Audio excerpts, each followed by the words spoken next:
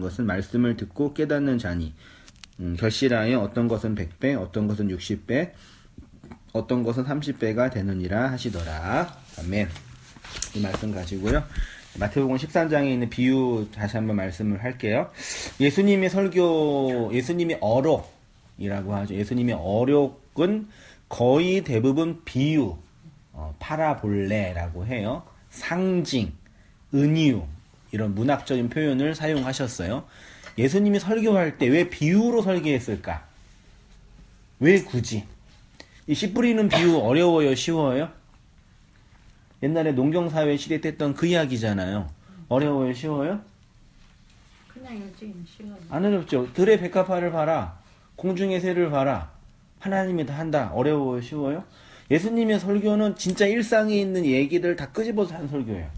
오늘날 설교학적으로 보더라도요. 되게 쉬워요. 근데 예수님이 뭐라 그래요? 천국의 비밀이라 그래요. 이게 아이러니예요. 비유는 쉽고 간결하고 간단하고 일상적인 얘기를 들었는데 예수님은 비밀이래요. 비밀이라는 게 뭐예요?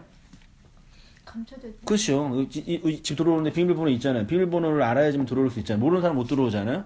근데 이렇게 쉬운 얘기 하는데 비밀이래요. 이게 아이러니하죠. 혹자는 예수님께서 비유로 설교하신 이유는 뭐냐? 더 많은 회중들에게, 더 많은 사람들에게 하늘의 비밀, 천국의 복음을 전하기 위해서 일부러 쉽게 비유로 하셨다. 이렇게 말하는 분들이 있거든요. 근데 11절을 보세요. 그러면 이제 좀 이상해. 11절 보세요. 대답하여 이르시되 천국의 뭐래요? 비밀. 동그라미 한번 보세요. 비밀.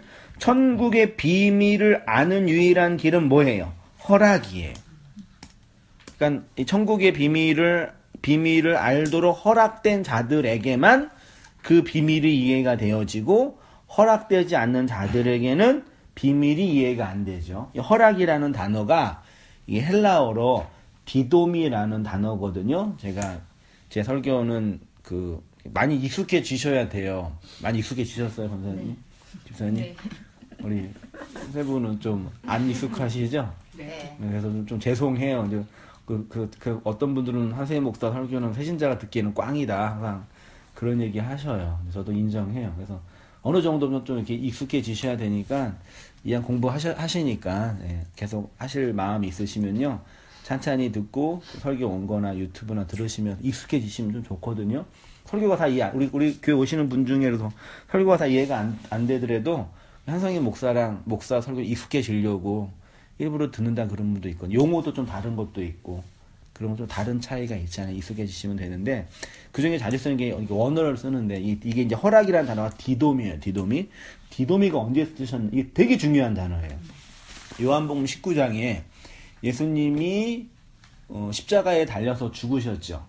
죽으셔서 머리를 숙이니, 이렇게 보면, 머리를 숙이니 영혼이 떠나가시다. 이거 보세요. 저 보세요. 예수님의 머리가 딱 숙여졌어요. 예수님의 영혼이 떠나갔대요. 이 떠나가다라는 단어가 디도미예요. 이 디도미가 원래 뭐냐면 한글로 하면 이렇게 넘겨주다예요. 건네주다. 그럼 예수님의 머리가 떠나갔다는 얘기는 뭐예요? 어디로?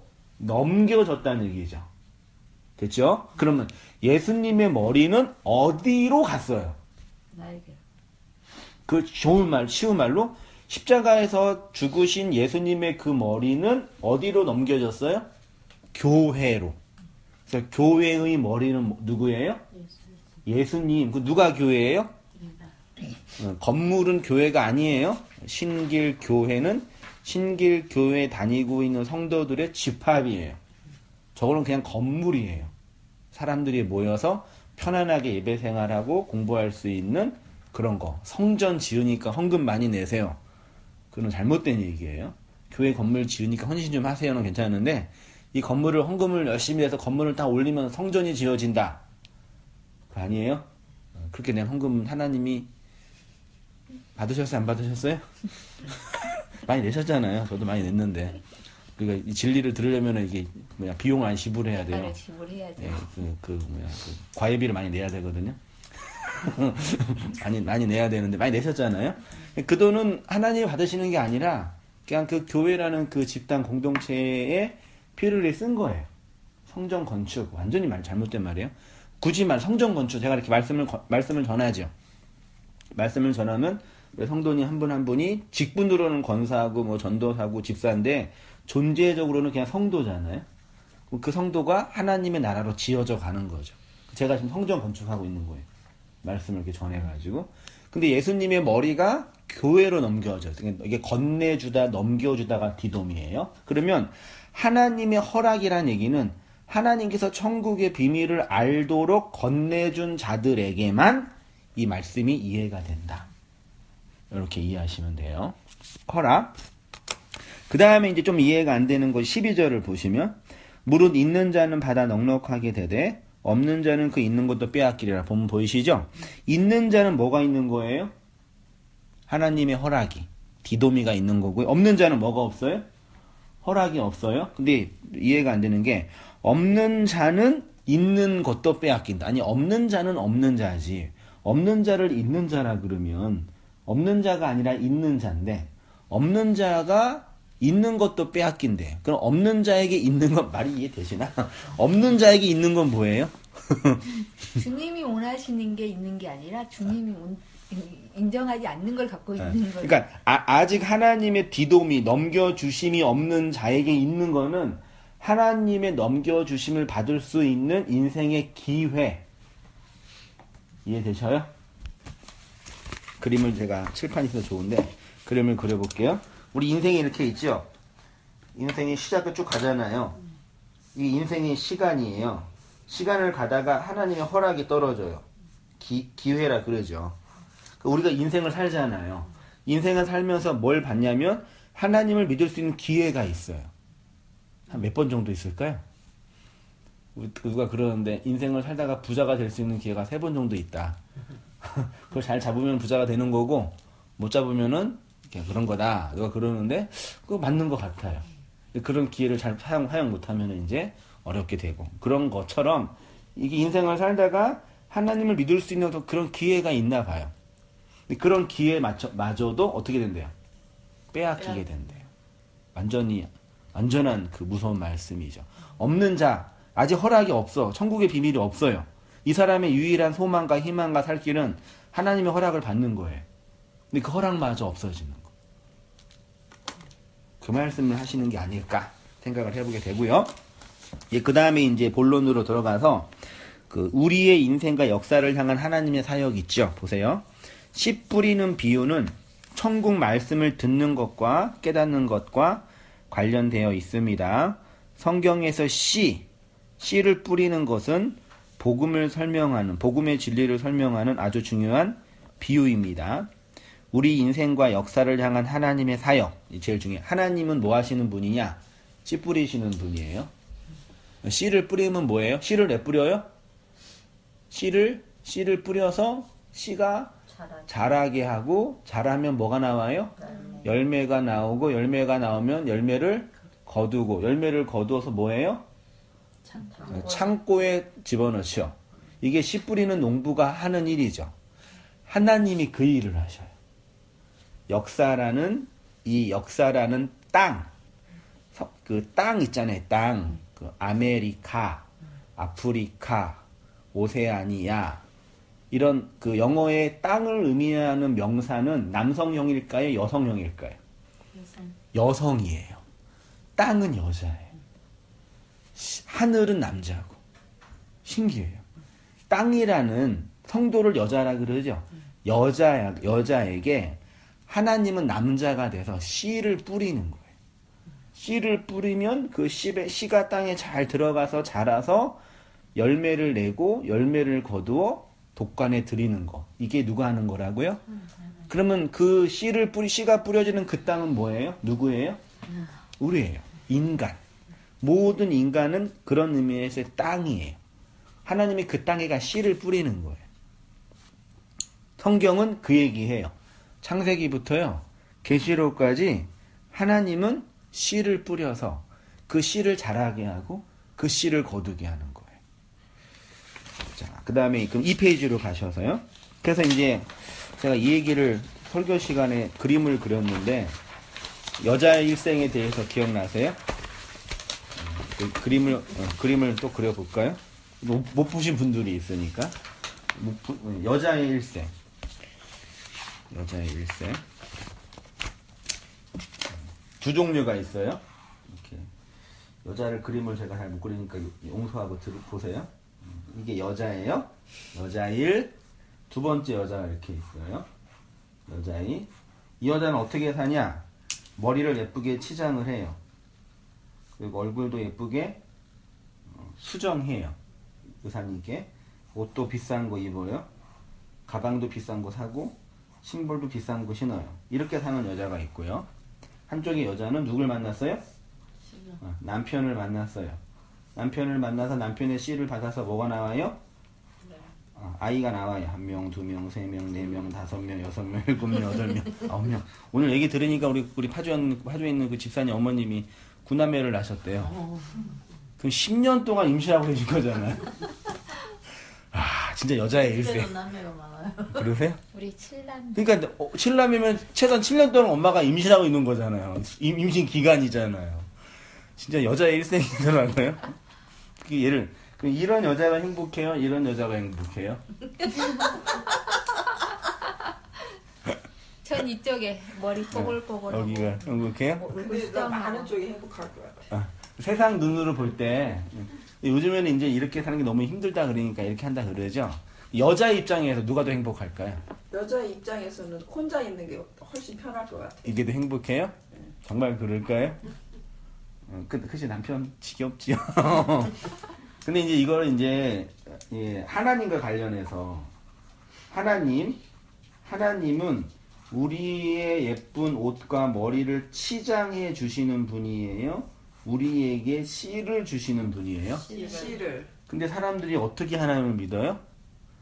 하나님은 우리를 치장해 주는 하나님이라고 믿어요. 하나님 기도를 하는 거예요. 하나님 머리 예쁜 거 해주세요.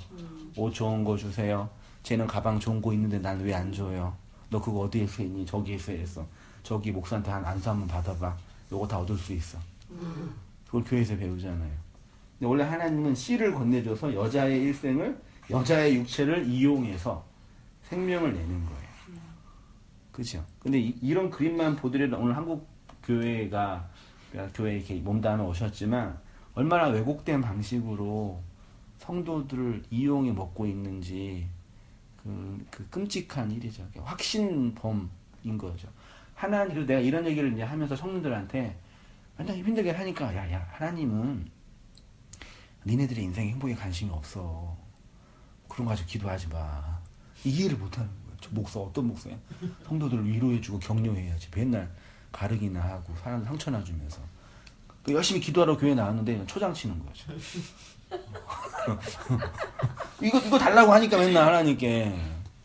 야, 그럼 네가 일을 해. 그 시간에 공부를 하든지 경쟁에서 이겨야지. 그러려면 이걸 얻을 수 있다고 하는 거예요. 이거야. 그러니까 완전히 말도 안 되는 신학 구조예요. 이건 완전히 뽀록 나고 있어요. 물론 이거는 우리가 이 세상에 살면서 부모 잘 만나고 산 땅 올라가고 일 잘하고 능력 있고 그럼 얻을 수 있는 거고요. 경쟁하고 이거는 다른 영역이라는 얘기죠. 근데 우리는 자꾸 교회 안에서 이렇게 많이 얻는 사람은 복받은 사람, 잘된 사람. 그래서 교회에서 아들이라도 임용고시 붙고 행정고시 붙고 사법고시 붙으면 권사님 어떻게 해? 간사원금 딱 내가지고 자랑하고 일단 목사님께 자랑하고 떡 하나 딱 뿌린 다음에 여전도야 딱 뿌려서 감사하게 생겼다고. 좋지. 근데 옆에 이제 내 아들은 지금 계속 백수야. 마음이 어때요? 하나님 날 사랑하지 않으시나 봐. 그 옆에서 내가 기도를 안 해서 그러는 거야. 기도를 열심히 해봐. 헌금 좀 안 내서 헌금 좀 내봐 좀 많이. 누군 빚내서 냈대잖아. 좀 내봐 좀. 그게 마음에 걸리는 거예요. 이런 식으로 사람들을 다뤄온 거예요. 그래서 이게 교회에서 오래 생활하면서 어른들을 뵈면은 그런 자괴감이 있어요. 그러니까 가난하고 어렵고 병든 거는 인생의 과정이고 또 정부 경제 원리나 이 경쟁 사회에서 자본주의 사회에서 일어나는 일들이니까 그건 자연 법칙이에요. 근데 그것 가지고 내 신앙과 존재를 확인하는 거예요. 의기소침하고 무력해지고 하나님 원망하고 그래서 만에 안에 그거 붙잡고 산다는 거. 이게 지금 한국교회 99%이지. 다 때려 죽일 놈들. 때려 죽일 필요는 없겠지만 그러고 있는 거예요. 그러니까 우리 말씀 듣고 계시니까 그런 것도 잘 깨달아서 그렇게 갇혀있는 분들한테 잘 얘기해 주세요. 위로해주고 네가 지금 그렇게 힘든 건 네가 기도 못해서도 아니고 네가 열심히 안 살아도 아니고 이 세상의 원리라고. 그리고 거기서 자유롭게 해줘야죠. 이게 있어야지. 그 대신 하나님의 생명을 받아서 그 씨를 내는 그 아들이 있어야죠. 그거 하려고 우리가 예수님 믿고 교회 다니고 성경 배우는 거지. 다른 이유가 어디 있어요. 그치? 이 원리 이제 이해하시면서 본문 보시면 돼요. 그 C라는 단어가 이제 2페이지로 가셨습니다. 2페이지요. C라는 단어가 언어 얘기 좀 해볼게요.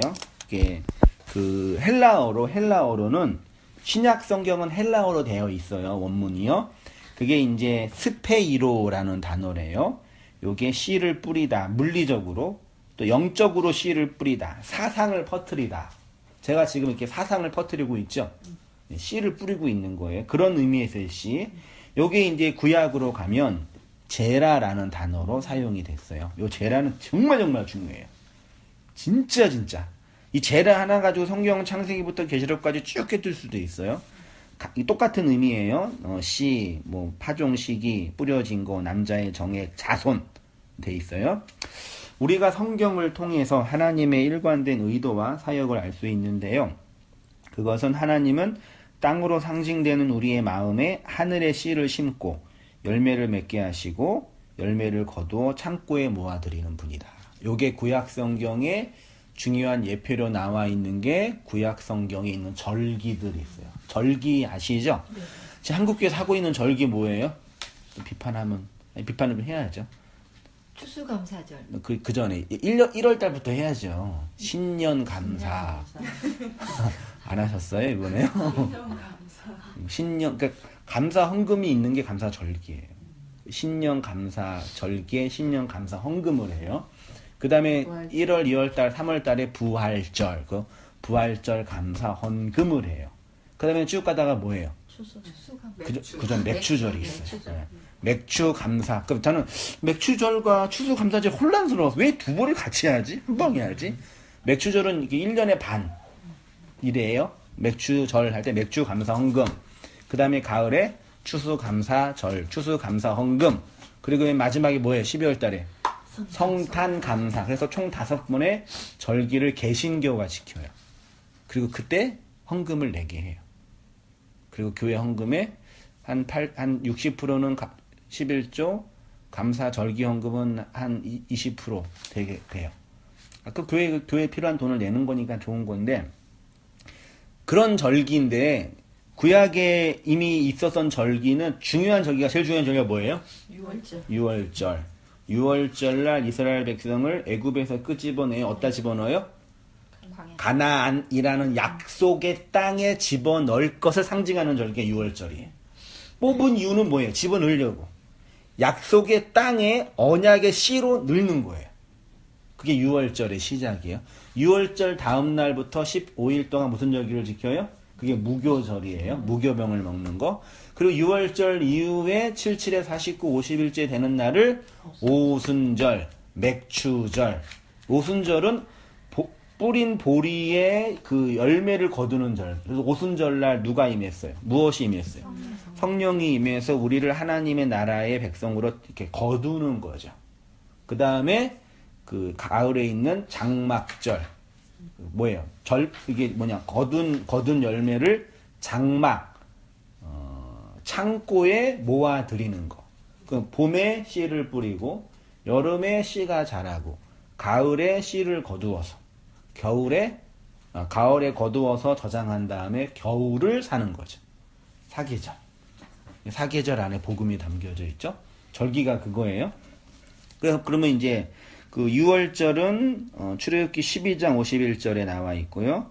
맥추절은 출애굽기 23장 16절에 나와 있어요. 맥추절 보세요. 맥추절을 지키라. 오순절. 이는 내가 수고하여 밭에 뿌린 것의 첫 열매를 거둠이라. 수장절, 장막절을 지키라. 이는 내가 수고하여 이런 것을 연말에 밭에서 거두어 어디에요? 저장함이라. 어디에 저장해요? 창고에. 말라기 3장 10절 보세요. 만군의 여호와가 이르노라 너희의 온전한 11조. 온전한 11조가 뭔지 다 아시셔요? 세금 전, 세금 후. 매출의 총액, 순이익. 그런 거 아닌 거 다 아셔요? 아, 그래요? 네. 아, 이거 가지고 되게 싸우고 있는 분 많이 계셔가지고. 권사님 이렇게 막 회의를 하더라고요. 야, 너 매출 전으로 하냐? 매출 후면. 세금 전화요. 막 싸우. 아, 세금 후로 해. 세금 전으로 해야지. 아, 세금 후로 해야 돼. 막. 말도 안 되는 걸 교회에서 배우니 끔찍하지요. 그럼 온전한 11조는 11조는 10의 하나죠. 10. 10은 율법이에요. 말씀이에요. 계명이에요. 그 계명의 마지막 하나. 그걸 사랑이라 그러죠. 하나님이 우리에게 율법을 건네주신 이유는 하나님의 그 사랑 알라가 주신 거예요. 그 율법을 통해서 하나님의 그 사랑이 내 마음의 양식으로 있으면 11조가 된 거예요. 내가. 그래서 하늘의 곳간에 저장이 되는 거예요. 그래서 양식을 건네주는, 양식을 나누어 줄 수 있는 양식 맡은 요셉이 되는 거예요. 11조가 되신 거죠. 그래서. 그쵸? 그래서 그 양식을 찾고 구하는 백성이 되는 거예요. 이게 만약에 말씀을 못 깨닫는 사람, 율법을 보면 알고 있는 사람은 11조가 안 되는 거네요. 그냥 아무것도 아니죠. 그냥. 온전한 11조가 아닌 거죠. 그죠? 양식이 없잖아요. 네. 양식이 없. 네, 여전히 율법 안에 갇혀 있는 거죠. 이거 자꾸 행위의 법칙으로, 돈의 원리로, 막 그렇게만 생각하는 거죠. 여기에도 예수님이 11조가 될 수 있어요? 예수님이 율법의 마지막 하나를 사랑으로 건네준 거니까요. 예수님 자체가 10의 하나다. 그런 의미도 될 수 있을 것 같아요. 예수님은 10의 하나라기보다는 율법의 내용으로 오신 거죠. 완전히 지켜보시죠. 율법을 하러 오신. 그러니까 예수님이 11조라기보다는 예수가 우리 안에 그 10의 하나 사랑을 완성시켜 주신 거죠. 그런 의미에서는 11조라 그래도 될 수 있겠죠. 그런 예수 이게 그거 한 11조는 우리가 진리에 담고 있는 우리가 11조네. 네. 이거 제가 그 얘기를 이제 한상순 앞에 쭉 얘기했거든요. 이건 넘어가 보시고. 그다음에 두 번째가 이제 그 씨를 이제 씨가 뭐예요? 유추를 해볼게요. 스페이로 제라라는 씨가 있는데 하나님은 씨를 뿌리는 분이죠. 이 세상에 씨로 오신 분이 누구예요? 예수님. 예, 예수님. 예수님은 뭐예요? 하나님의 말씀이죠. 말씀은 뭐예요? 하나님의 영이죠. 영은 뭐예요? 문자고, 글이고, 마음이고, 이거예요. 그러니까 예수님의 씨가 우리 안에 들어왔다는 얘기는 영이 들어왔다. 예수의 그 말이 들어왔다. 이렇게 이해하시면 돼요. 왜냐면요, 이거 얘기를 들까요? 자, 보세요. 아까 여자 일생 했는데, 우리 성도를 땅이라고 하잖아요. 땅이 존재하는 이유는 씨가 들어와 씨에 의해서 장악당하여 씨가 자라서 열매 내게 하는 거잖아요. 그러니까 땅이 있는 이유는 씨를 자라게 하기 위해서예요. 그렇죠? 그러니까 성도가 땅이라고 한다는 얘기는 그런 의미에서 이런 존재죠. 잘 생각해 보세요. 인생을 살고 우리가 사는데 결국 인생은 전도서나 그렇게 말하는 것처럼 헛되고 헛되니 모든 것이 헛되다 그러잖아요. 해 아래 새 것이 없고 모든 것이 제로고 무고 없음이고 먼지이다. 왜 그러냐면요. 좀 이따 공부할 수 있겠지만 인간은 인간의 존재가 있고 나를 이렇게 둘러싸여 있는 그 페르소나 가면이 있어요. 가면이 몇 개 있으세요? 셀 수 없을 것 같아요. 한성민을 예를 들면은 한성민이라는 존재가 이렇게 있죠. 나라는 그 존재의 본질 뭔지 모르겠어요. 존재가 다 이렇게 있는데 이 존재를 감싸고 있는 가면이 있죠. 어떤 가면이요? 남자라는 가면, 그 아버지라는 가면, 아들이라는 가면, 목사라는 가면, 대한민국 시민 그런 가면이죠. 그런 가면을 다 벗겨봐요. 뭐가 남아요? 하나 다 벗겨봐요. 여자. 남는 게 뭐예요? 없어요.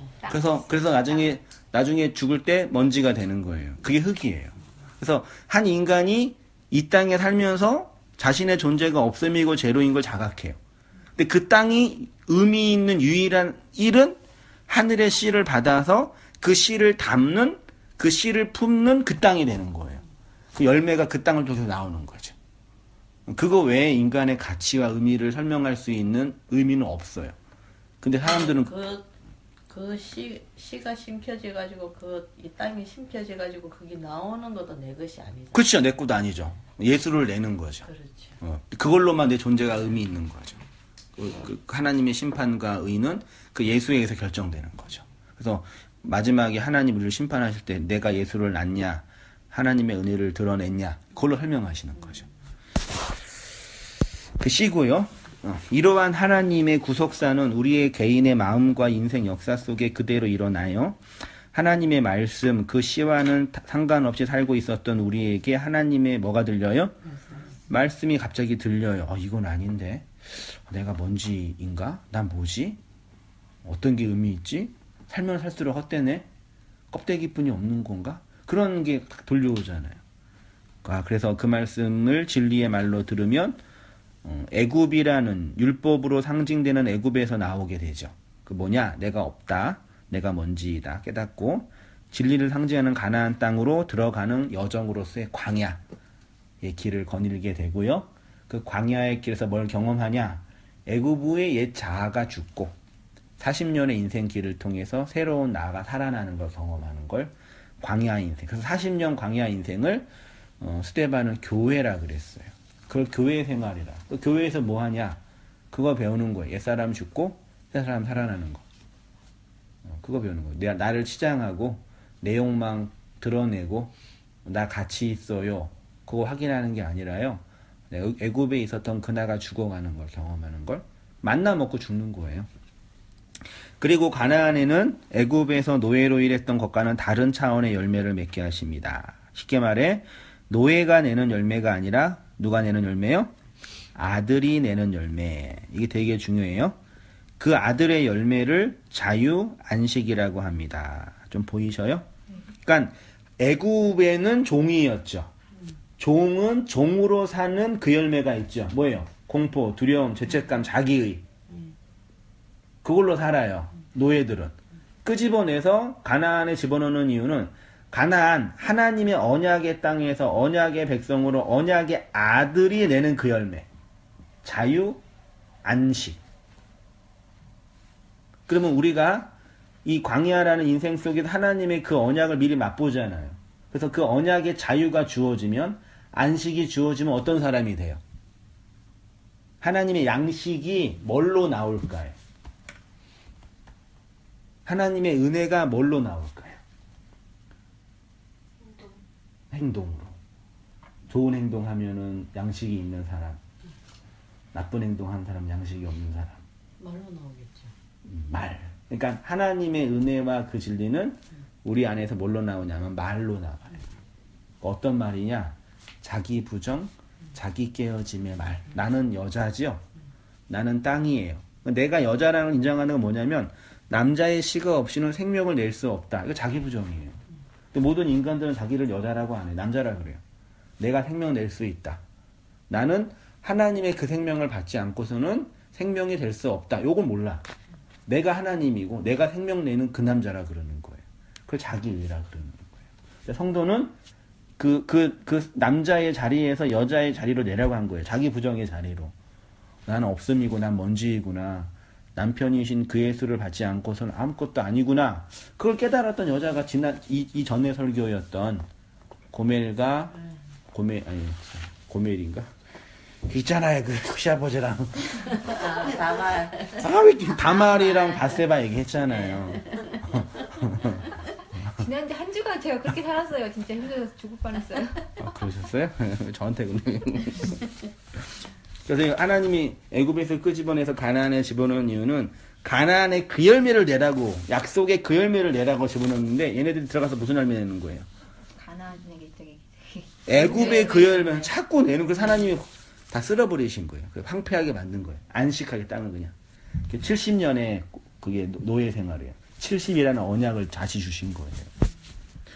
나머지 한번 읽어보시고요. 한 페이지로 가셔서요. 어떤 열매를 맺는가? 하나님은 이스라엘에게 극상품 포도나무, 그러니까 진리가 내는 열매를 얻기를 원하셨는데, 들포도, 즉 여전히 율법의 열매를 맺고 있었던 겁니다. 이런 모습은 여전히 교회 안에 있습니다. 갈라디아서 1장 6절 한번 직사님 한번 읽어주시겠어요? 그리스도의 은혜로 너희를 부르신 이를 이같이 섞기 떠나 다른 복음을 따르는 것을 내가 이상하게 여기노라. 그러나 우리나 혹은 하늘로부터 온 천사라도 우리가 너희에게 전한 복음 외에 다른 복음을 전하면 저주를 받을지어다. 여기 다른 복음은 뭘까요? 율법. 율법이에요. 어떤 분은 이거를 이단 뭐 그러는데 그게 아니라 우리가 믿는 개신교는 어디에서 나왔어요? 천주교. 천주교에서 나왔어요. 카톨릭에서요. 카톨릭은 어디에서 나왔어요? 유대교. 유대교에서 나왔어요. 유대교는 무슨 종교예요? 율법 종교예요. 원래 하나님이 아브라함과 이삭과 야곱에게 준 종교는 유대교가 아니라 소위 말해 여호와의 영적인 종교예요. 원래 언약의 종교. 근데 얘네들이 언약을 받고 이렇게 율법 종교로 바뀌어버린 거예요. 그걸 유대교. 그러니까 구약의 여호와의 종교의 이단이 유대교예요. 유대교에서 나와서 유대교적 배경과 틀을 가지고 초대교회 공동체가 시작된 거예요. 그래서 이 개신교, 이 복음은 그런 율법에서 끄집어내서 진리와 자유로 이끄는데 얘네들이 다시 어디로 가요? 율법으로 다시 가요. 우리 뒤에 뭐가 있어요? 고무줄이 달려가지고요. 저기 끝에 율법에 갇혀 있어요. 끄집어 당겨요. 이렇게 오는데 고무줄이 다 뒤로 당겨요, 율법이. 자꾸 당기는 거예요. 그래서 모든 종교는 은혜 안에 들어와서 다시 율법으로 회귀하는 본성이 있어요. 바울이 복음을 전해서 얘네들을 진리로 세웠는데 개척하려고 딴 데 갔는데 다시 또 얘네들이 율법으로 가는 거예요. 개척한 교회가 자기. 그래서 어떻게 했어요? 화가 나가지고 머리가 뒤집어져고 이놈의 새끼들 미쳤지니라. 막 일가를 가하는 게 갈라디아. 인사도 안 해요. 승질만 엄청 부리는 거예요. 이 다른 복음을 전하는 인간들 저주를 받을지어다. 욕하면서 막 사도 바울까지 막 치면서 막 니네가 겉다이로 하니 막 열을 내다가 나중에 입장에서 좀 죄송한 거지. 내가 좀 화를 많이 냈다. 미안하다. 이해해주라. 그리고 끝내는 게 갈라디아서예요. 다시 율법으로 돌아가는 거. 우리가 그래요. 바울이 내려오셔서 갈라디아 교회에게 일가를 하는 이유는 그리스도의 복음을 영으로 받은 교회가 영이 내는 성령의 열매에 맺지 않고 율법의 행위를 통해서 열매를 맺으려고 하기 때문입니다. 그러니까 그리스도의 은혜를 통해서 진리의 열매를 맺어야 할 교회가 자꾸 율법의 행위를 통해서 율법의 열매를 맺으려고 합니다. 그것이 성령으로 시작했다가 육체로 마친다. 이렇게 표현한 거예요. 그 다음에 이제 세 번째로 나누어야 할 게 씨라는 단어, 구약의 제라라는 단어가 있는데요. 이게 제일 먼저 사용된 용례가 창세기 1장. 보세요. 하나님이 이르시되 땅은 풀과 씨 맺는 채소와 각기 종류대로 씨 가진 열매 맺는 나무를 내라 하시니 그대로 되어 땅이 풀과 각기 종류대로 씨 맺는 채소와 각기 종류대로 씨 가진 열매 맺는 나무를 내니 하나님 보시기에 좋았더라. 저녁이 되고 아침이 되니 이는 몇째 날이요? 셋째 날 하나님 뭐 만드셨어요? 셋째 날 하나님이 풀을 만드셨다. OX. 셋째 날 하나님이 나무 만드셨다. OX. 셋째 날 하나님이 하신 거는요, 원래 물뿐이 없었어요. 바다. 땅도 만들었다기보다는 다 바다였는데, 바다에서 물을 밖으로 보내니까 땅이 드러난 거예요. 그러니까 바다와 땅을 구분한 거예요. 율법, 제약의 바다에서 땅이라는 진리를 끄집어낸 거예요. 우리를 얘기하는 거예요. 율법이라는 세상에 하나님의 그 씨를 심을 수 있는 땅을 끄집어내는 거예요. 우리 안에 일어난 이야기예요. 창조 이야기가 아니라 그걸 설명하는 게 창세기 6장의 그 창조 기사가 아니에요. 우리를 어떻게 만드시냐. 제약의 바다, 없음이고 공허고 헛된 것인 그런 공허한 존재인 바다인 우리에게 뭇을 끄집어내는 거예요. 그 땅에다 뭐라 그래? 땅은 풀과 씨 맺는 채소와 씨 가진 열매 맺는 나무를 뭐래요? 내라 그래요. 땅에게 씨를 내는 나무 풀을 내라. 우리가 이 땅으로서의 우리가 역사 안에서 뭘 내야 돼요? 씨를 내야 된다는 얘기예요. 씨는 어디에 있어요? 씨는 식물의 열매에 있단 말이에요. 꽃이 피고 꽃이 떨어져야 되죠. 예수님이 그래서 샤론, 내 꽃으로 오신 거예요. 샤론이라는 광야에 꽃으로 오셨어요. 그 꽃이 있는데 활짝 피다가 꽃이 떨어져야지 그 꽃 떨어진 거기에서 이제 씨방이 생기잖아요. 예수가 떨어져야지 우리가 하나님 나라의 씨가 되는 거예요. 그 씨를 내는 존재가 되는 거예요. 그 다음에 이제 1장 29절 보세요. 하나님이 이르시되 내가 온 지면에 씨 맺는 모든 채소와 씨 가진 열매 맺는 모든 나무를 너희에게 주노니 너희의 뭐가 된다요? 이 6째 날이에요. 아담과 하와를 만드신 다음에 야 내가 너한테 먹을 거리 줄게. 뭐 준대요? 나무 드셔요?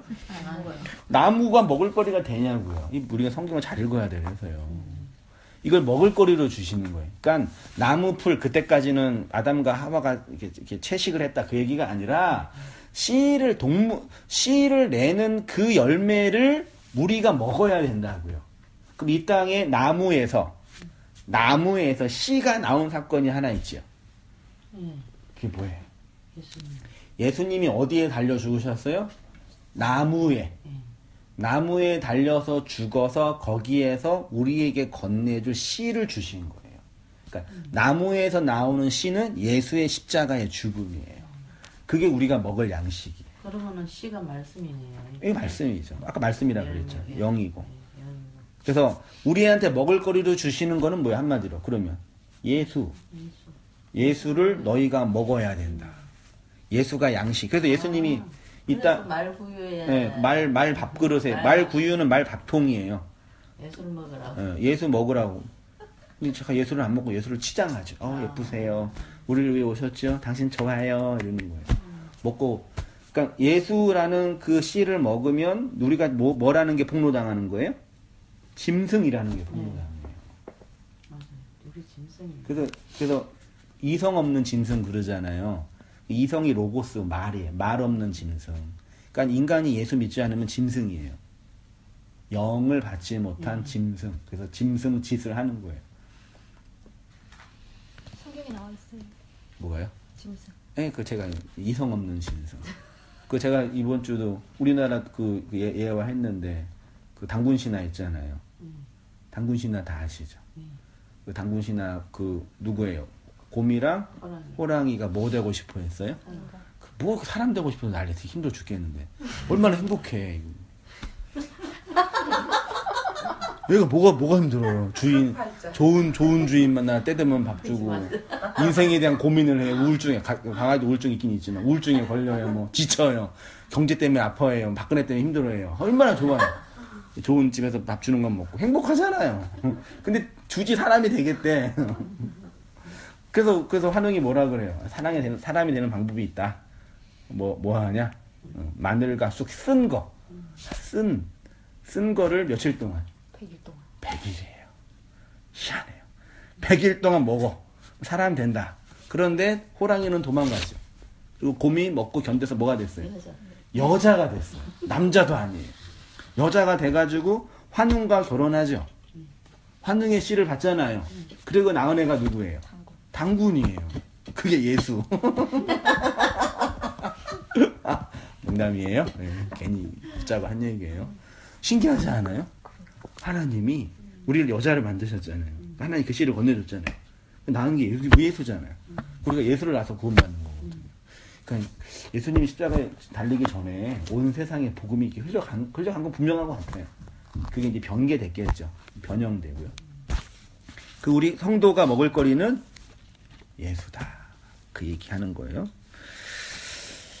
성도의 먹을 거리 있죠. 예수 그리스도. 그러니까 창세기 1장에서 아담과 하와에게 주신 양식은 씨를 맺는 채소와 나무인데 이걸 먹을 거리로 주셨는데 이는 예수 그리스도를 통해서 우리에게 주신 진리의 양식을 상징하는 거고요. 예수님이 교회에 주신다고 약속하신 것이 교회의 양식으로서의 자신의 머리. 그래서 짐승으로 살고 있는 우리가 영생할 수 있는 유일한 길은 예수 먹는 거예요. 그러니까 그리스도의 영을 받지 않은 모든 사람은 영이 없어요.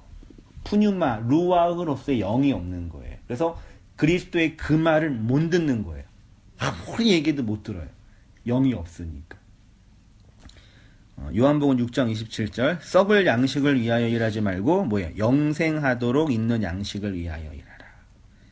영생하도록 있는 양식은 예수의 몸과 피라 그랬죠. 그거 먹고 살라 그거예요. 그 다음 이제 창세기 3장에 이제 제라가 한 번 더 있는데 중요합니다. 3장 15절 맨 아래 보시면 내가 너로 여자와 원수가 되게 하고 너의 후손도 여자의 후손과 원수가 되게 하리니 여자의 후손은 내 머리를 상하게 할 것이요 너는 그의 발꿈치를 상하게 할 것이라. 그러니까 죄를 범한 아담과 하와 특히 여자에게 하나님이 약속하신 건 뭐냐면 너의 후손이 너를 그렇게 범죄하게 만든 사탄의 머리를 상하게 할 거다. 그러면 아담과 하와가 기다렸던 건 뭐예요? 그때부터 후손 씨를 기다렸던 거예요. 언제 그 씨가 올까? 이게 후손이 씨 제라예요. 하나님은 인류의 구원을 위해서 씨를 주실 거 약속하셨는데 그 창세기에서 계속 씨에 대한 약속이 계속 나와죠. 그래서 아브람, 그 아담, 하와 하다가 그 다음에 노아, 아브람, 이삭 다 뭐예요? 후손, 자손, 씨, 제라 다 씨를 얻는 거예요. 뱀의 머리를 상하게 함. 뱀의 자리에서 하나님의 원수로 살고 있는 우리가 어떻게 하나님과 연합되고 하나가 되냐? 어떻게 우리가 구원받고 천국이 되냐? 영생 얻을 수 있냐? 여자의 후손으로 오신 예수 그리스도가 뱀의 자리에서 선악 욕망을 따라 살고 있는 나의 머리를 삭제함으로 구원받는다. 예수님의 머리가 십자가에서 넘겨졌죠? 예수님의 머리가 잘린 거예요. 그럼 그 예수님의 머리가 어디로 갔어요? 우리 머리로 갔어요. 교회의 머리로 갔죠. 그럼 우리의 머리는? 예수님. 우리의 원래 머리는 잘린 그게 뱀의 머리예요. 예수님이 뱀의 머리를 잘라서 예수의 머리를 붙여주는 거예요. 논리적으로 보면요. 그러면 우리가 뱀의 자리에서 뱀짓 하는 게 뭐냐라고 할 때 뱀이 욕망을 따라 살아가는 인간의 본능이거든요. 뱀은 땅으로 기잖아요. 그 배, 이 배는 인간의 욕망의 근원이에요. 그래서 너희의 신은 배요 그랬잖아요. 이 탐욕, 욕망. 그 땅에 부딪혀서 사는 거예요. 그게 뱀이거든요. 근데 그 뱀의 짓을 하고 있는 우리의 머리를 잘라서 그 뱀인 우리를 예수의 머리를 붙여서 성도 만든 거죠. 그럼 내가 그리스도의 머리를 받을 때 어떤 생각해요?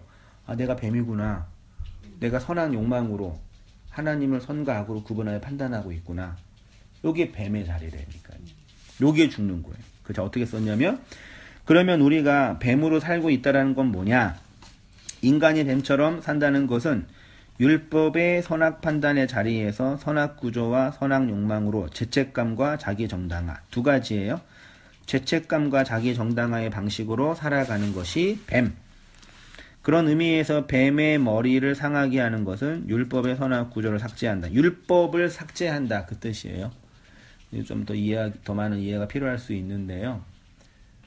인간이요 자기를 지키는 방식이 두 가지로 작동이 되는데 그게 부정적으로는 죄책감과요 긍정적으로는 자기 정당화예요.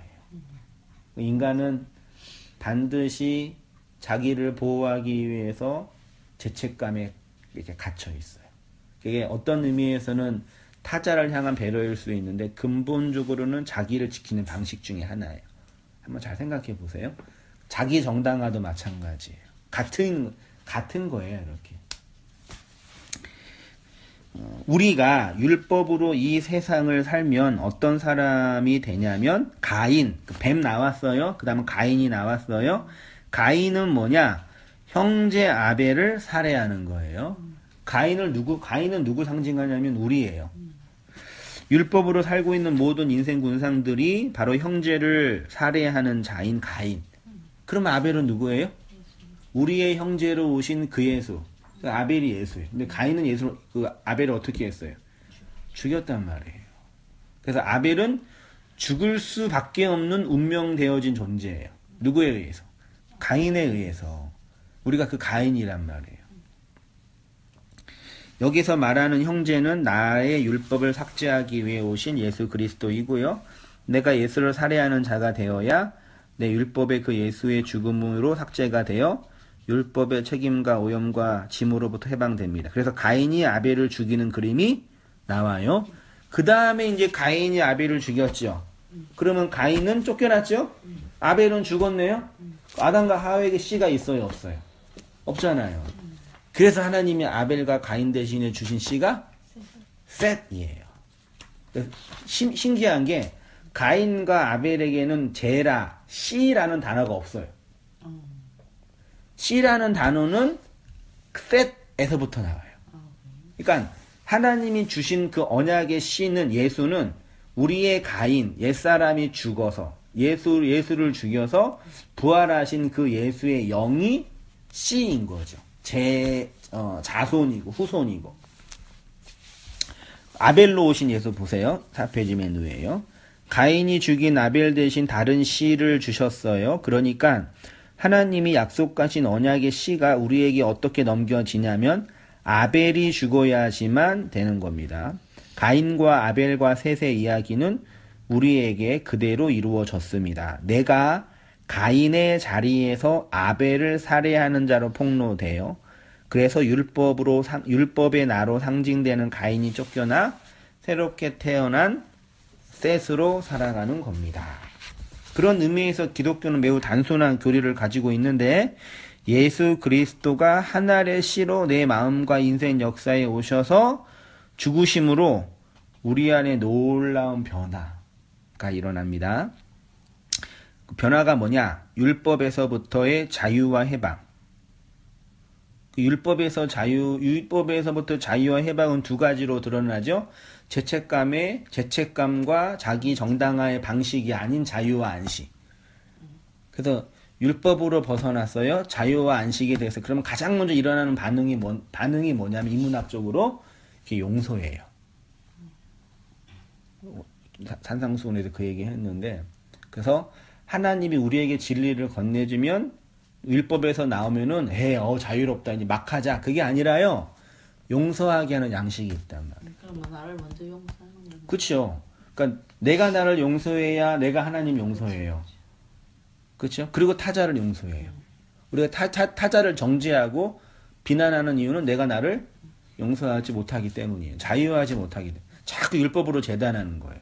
율법으로 판단하고 율법으로 정죄하고. 교회에서 가장 많이 다른 사람을 정죄하는 사람이 누구예요? 일만이 하는 사람. 난 이렇게 하는데 너 왜 안 해? 하지 마. 그래야 돼. 그런 분한테는. 정죄해 자꾸 이렇게.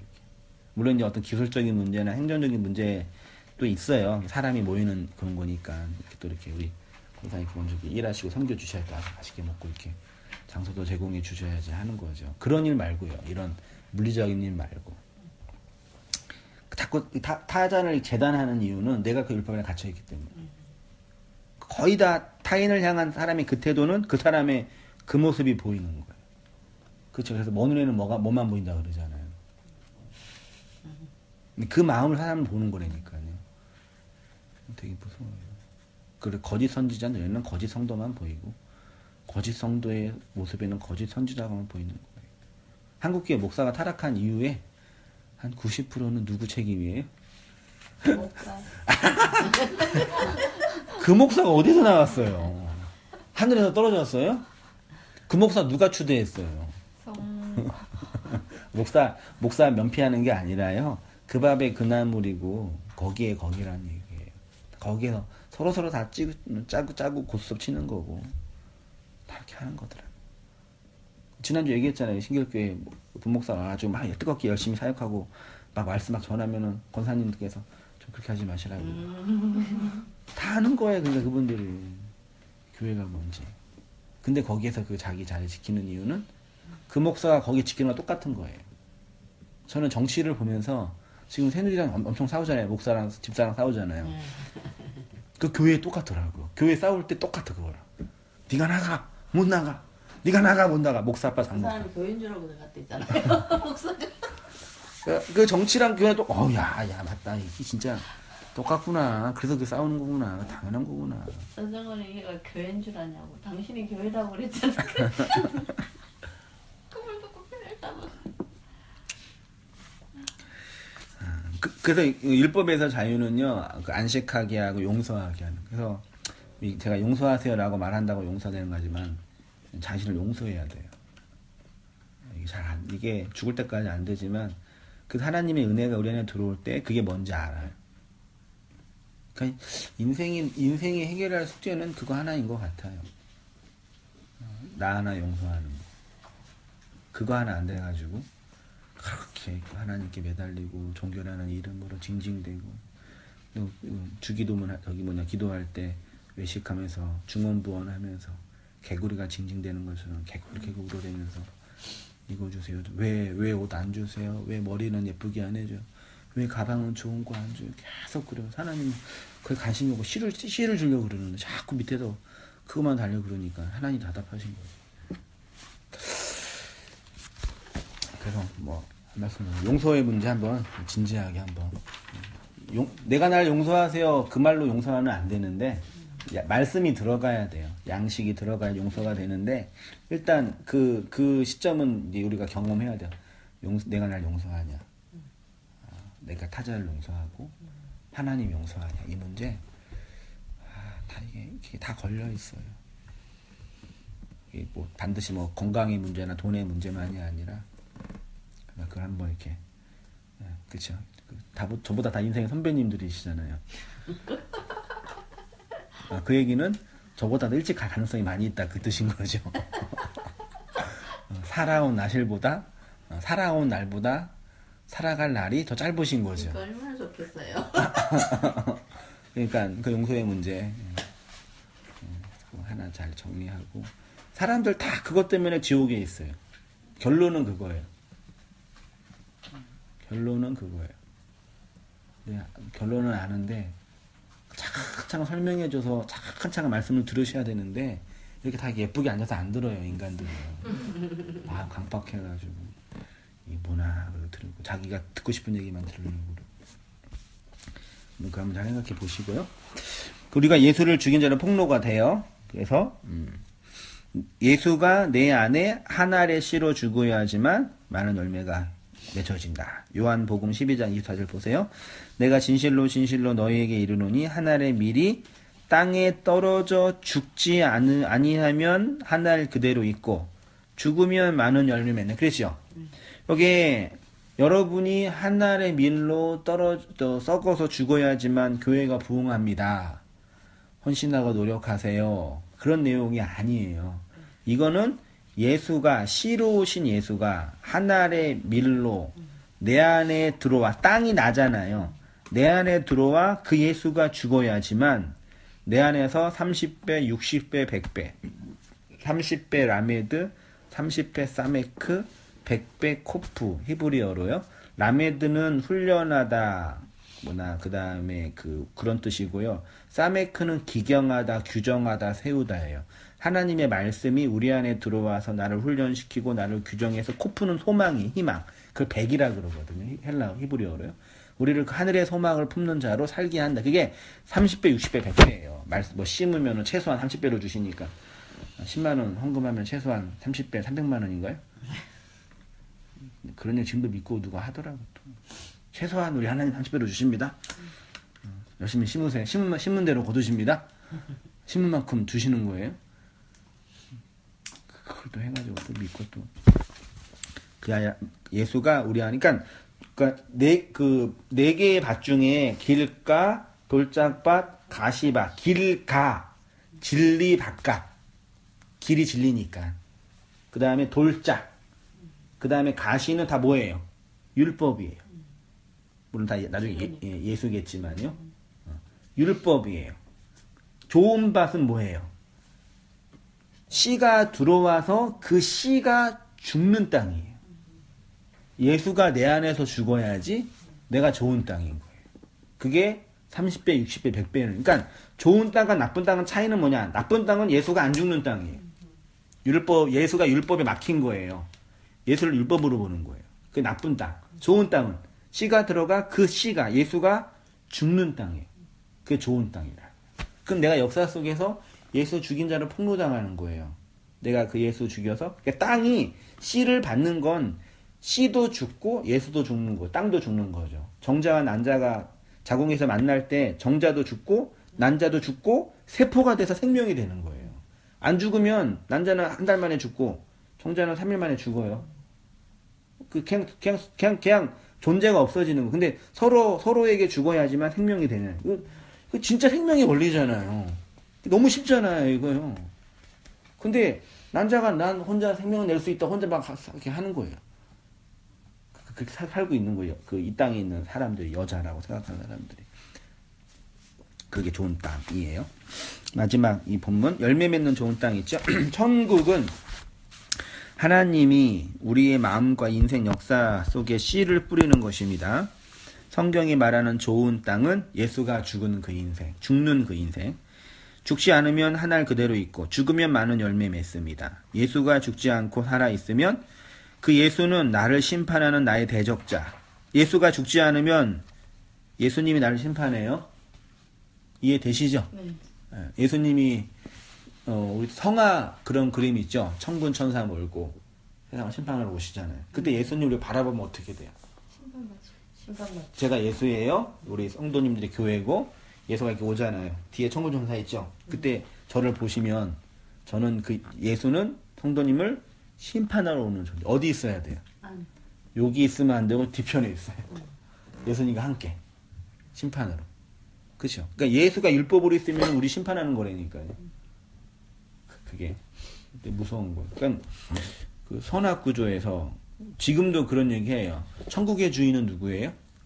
하나님. 지옥의 주인은? 하나님. 근데 지옥의 주인은 사탄이라 그래요. 권사님들이. 세상에 좋은 건 누가 주세요? 하나님. 나쁜 거는? 하나님.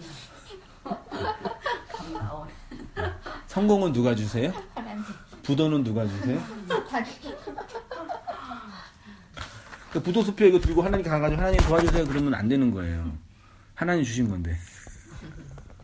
감사원금 내시잖아요. 일 잘 될 때.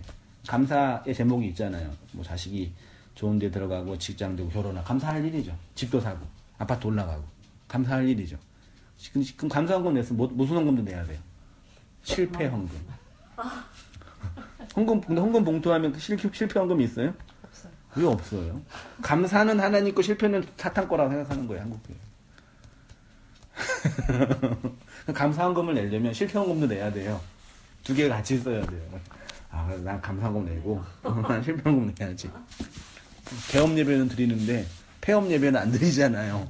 그러니까 지옥을 하나님이 다스린다고 생각하고 이렇게 말을 하잖아요. 네. 너무너무 의아해. 그쵸. 진짜 아니다 아니라고. 말도 안 된다고. 그 선악구조에 갇혀 있다니까요. 말도 안 된다고 근데 지옥에 생각하고. 사는 분도 성령불인데 네. 그게 아니래요. 지옥에는. 사탄의 불이죠. 그 이 세상의 모든 주권 하나님은 섭리에 다 있잖아요. 그러니까 뭘 생각하셔야 되면은 이 세상에 우리가 경험하는 악으로 경험하는 거 있죠. 예를 들어서 뭐 단명, 안 좋은 그리고 망하는 거, 뭐 심지어 이혼하는 거, 뭐 사별하는 거, 자식이 먼저 죽는 거 이런 거 되게 끔찍한 고통이잖아요. 그게 우리한테 악으로 다가오죠. 근데 그게 하나님의 섭리와 주권이라고 해석하는 거예요. 얼마나 힘들어요. 그게 모든 것, 하나님이 주신 것 모든 것은 선한데 감사함으로 받으면 버릴 것이 없다라는 표현인데 그게 안 돼요. 그러니까 욥기를 찬찬히 욥기가 성경 맨 처음 쓰여진 책이에요. 창세기보다 먼저 썼어요. 기독교의 본질이에요. 욥이 있는데 희생제사 드리고 있는 인간이에요. 희생제사로 자기를 정당화하느라 예수가 여전히 율법으로 다가온 거예요. 그래서 하나님이 오셔가지고 사탄이라는 어떤 존재가 하나님과 거래를 하죠. 내가 쟤 치겠다. 허락해라. 허락해줬어요.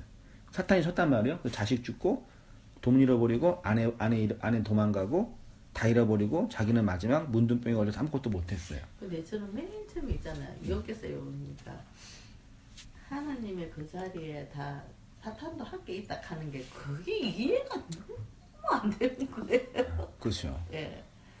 그러니까 하나님이 사탄인 거죠. 그렇죠. 그렇게 보니까 하나님이 예. 하나님이 사탄의 모습으로 온 거죠. 요백에. 예, 그렇더라고. 그래서 그 사탄과 싸운 거예요. 예. 왜 날 공격해요? 내가 뭘 잘못했어요? 그러니까 하나님과 싸우고 있을 때 그 하나님은 사탄이라고요. 근데 당대 의인이고. 예. 그런데 이제 막 그게 막 맨 처음에 안 풀려가지고 막. 그게 이제 율법적 의인이라 그런 거예요. 희생제사로. 그럼 계속 창세기 욥기 가운데는 다 그 싸움이에요. 고난받고 죽고 있는데 친구들이 와가지고 위로한답시고 네가 잘못한 게 있을 거야. 생각해봐. 하나님이 괜히 벌 주지 않어. 감사한 거 만들었나? 고민하는 거야. 나 다 드렸는데 11조 아니야. 곤란스러워. 누가 와가지고 하나님 죽고 막 그러는 거예요. 그러니까 하나님 오셔가지고 다 쓸어버린 다음에 하나님이 보여주고 그때 욥이 하나님을 보고 내가 죄인입니다. 내가 뭔지 이거 없으니까 나 좀 살려주세요. 그때 사탄이 하나님으로 보인 거죠. 그래서 그 다음에 갑절의 복을 받은 거예요. 그 영생 2배. 그것도 또 다 이용해 먹지. 복을 받았다고 갑절의 복을. 그러니까 영생을 받았다는 뜻이에요. 하늘의 그 복을. 그리고 하나님과 화해한 거죠. 그게 욥기 전체 이야기인데 그게 성경의 이야기고 우리 인생의 이야기. 그러니까 우리가 이 땅에서 경험하는 그 고통과 악으로 해석되어지는 것들을 어떻게 선으로 해석하냐. 그게 제일 중요한 그 실천적인 어려움이죠. 인생을 우리가 말로는 쉽죠. 근데 직접 그 고통과 절망 속에 빠져 있는 인생의 모습은 어떻게 해요? 누가 위로해 줄 수 있겠어요? 그래서 마음속에 고통과 원한과 원망과 야악이 가득한 채로 죽음 속에 들어가는 게 인간의 절망의 모습이라고 얘기하는 거. 거기에서 나오는 거. 그게 구원이다. 그게 좋은 땅이다. 그게 이제 30에 60에 100개다.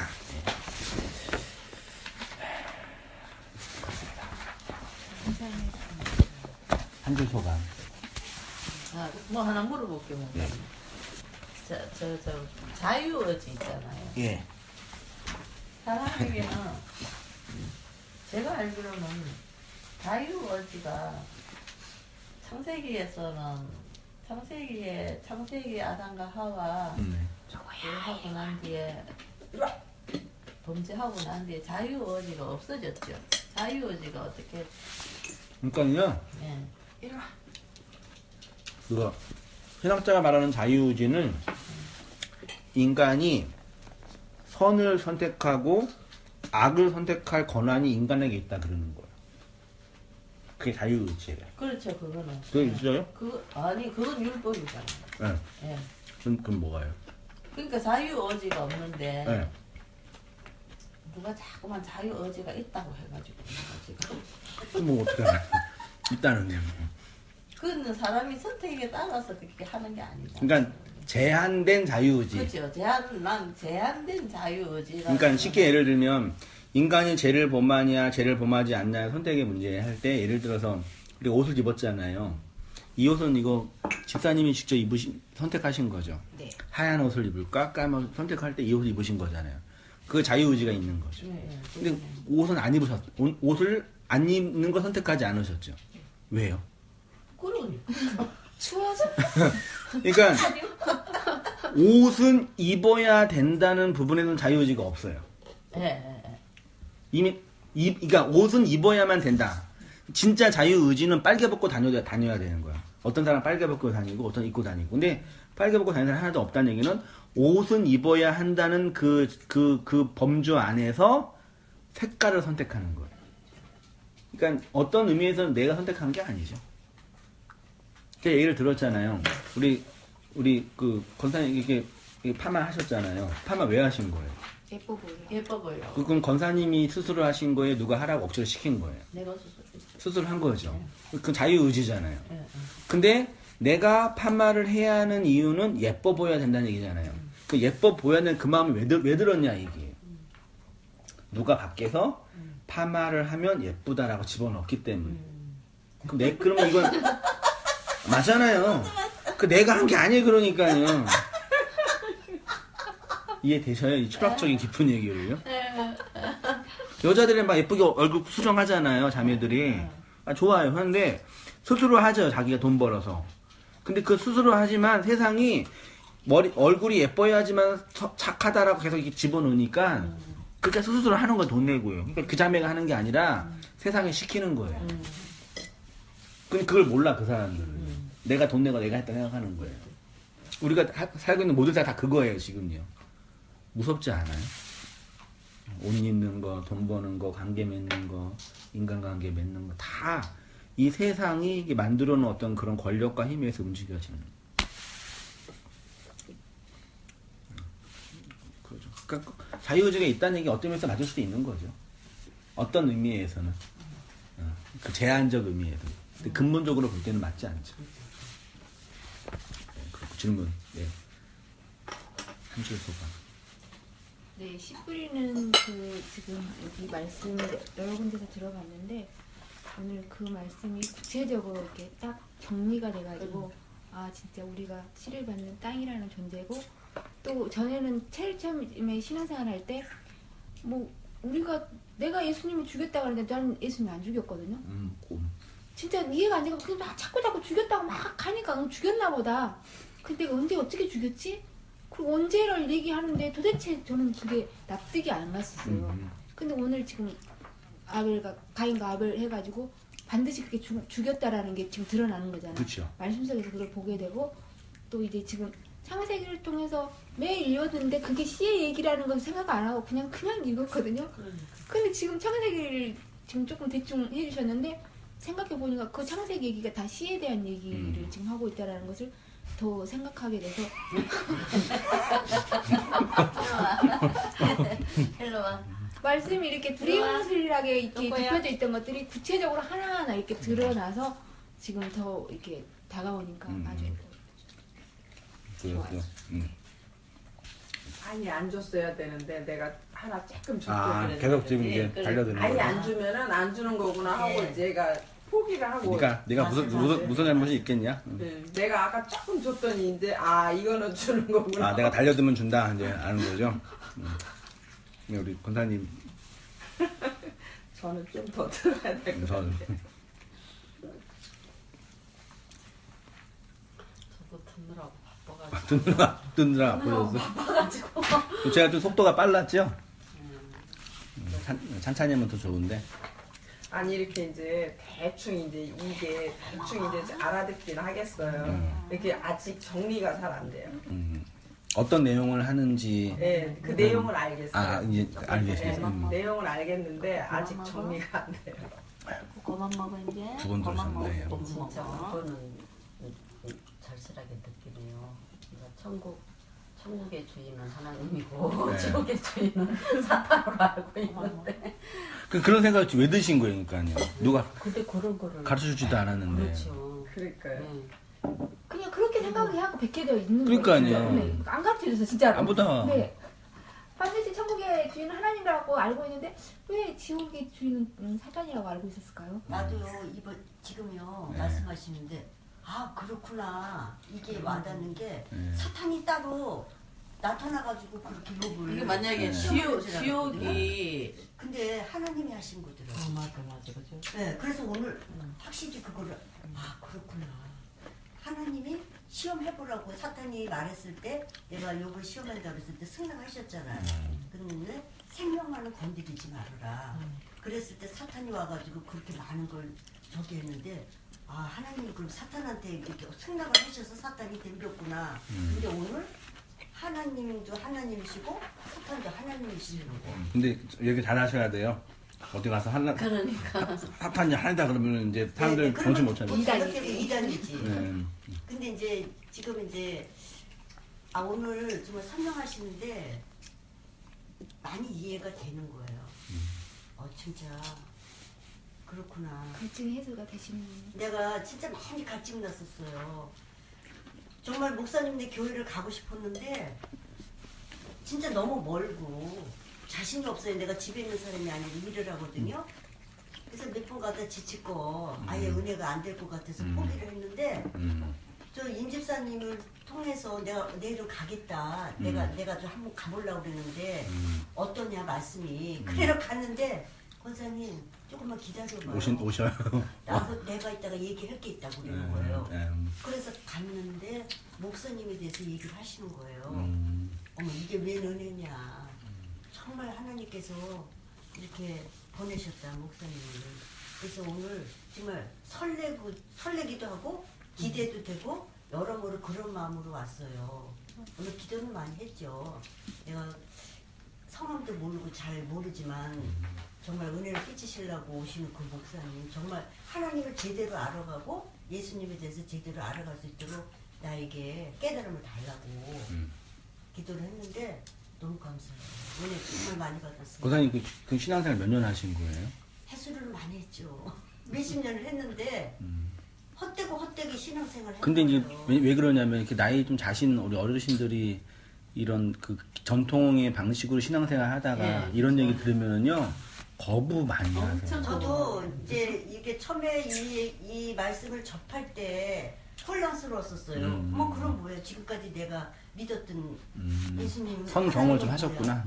그러니까 우리가 하나님을 그랬는데 믿으면 이걸 계속 이제 테이프를 접하면서 깨달음이 오면서 그렇게 했는데 오늘 설명하시는데 아 그거구나 더 똑똑 들어오는 거 있죠. 그러니까 부의 상징을 하나님을 믿으면 근데 복을 하나님이 받는다고. 그런 생각이 들어요. 하나님이 이렇게 직접 이렇게 은혜를 주시려고 이렇게 단계를 이렇게 끼치시는 것 같아요. 주시는 것 같아. 이렇게 단계. 내가 대형 교회만 10년 다니고 지금 이제 개척교회 다닌 지 거진 그때 10년 됐을 거예요. 네.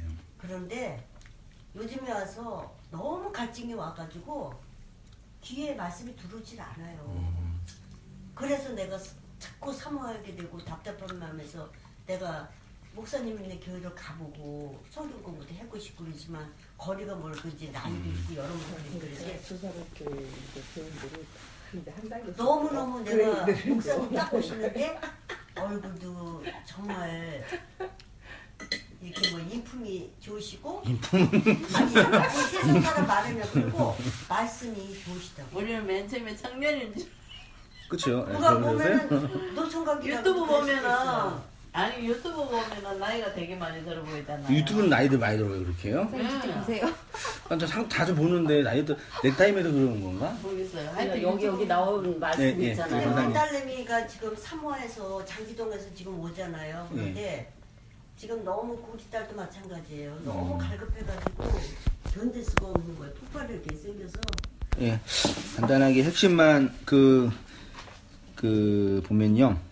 마태복음 6장 5절에 예수님께서 그 기도하라고 할 때 이렇게 하지 말라고 두 가지 부정적인 말씀을 하시는데 그 5절에 외식하는 자처럼 기도하지 말라 그러셨고요.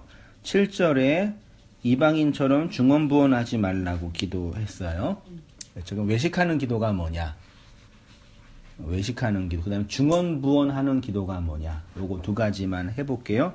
외식하는 기도, 외식이란 단어가 히포크리테스인데 가면이에요. 가면이요. 가면을 쓰고 기도한다 그 뜻이거든요. 맨 아래 단락에 읽어볼게요.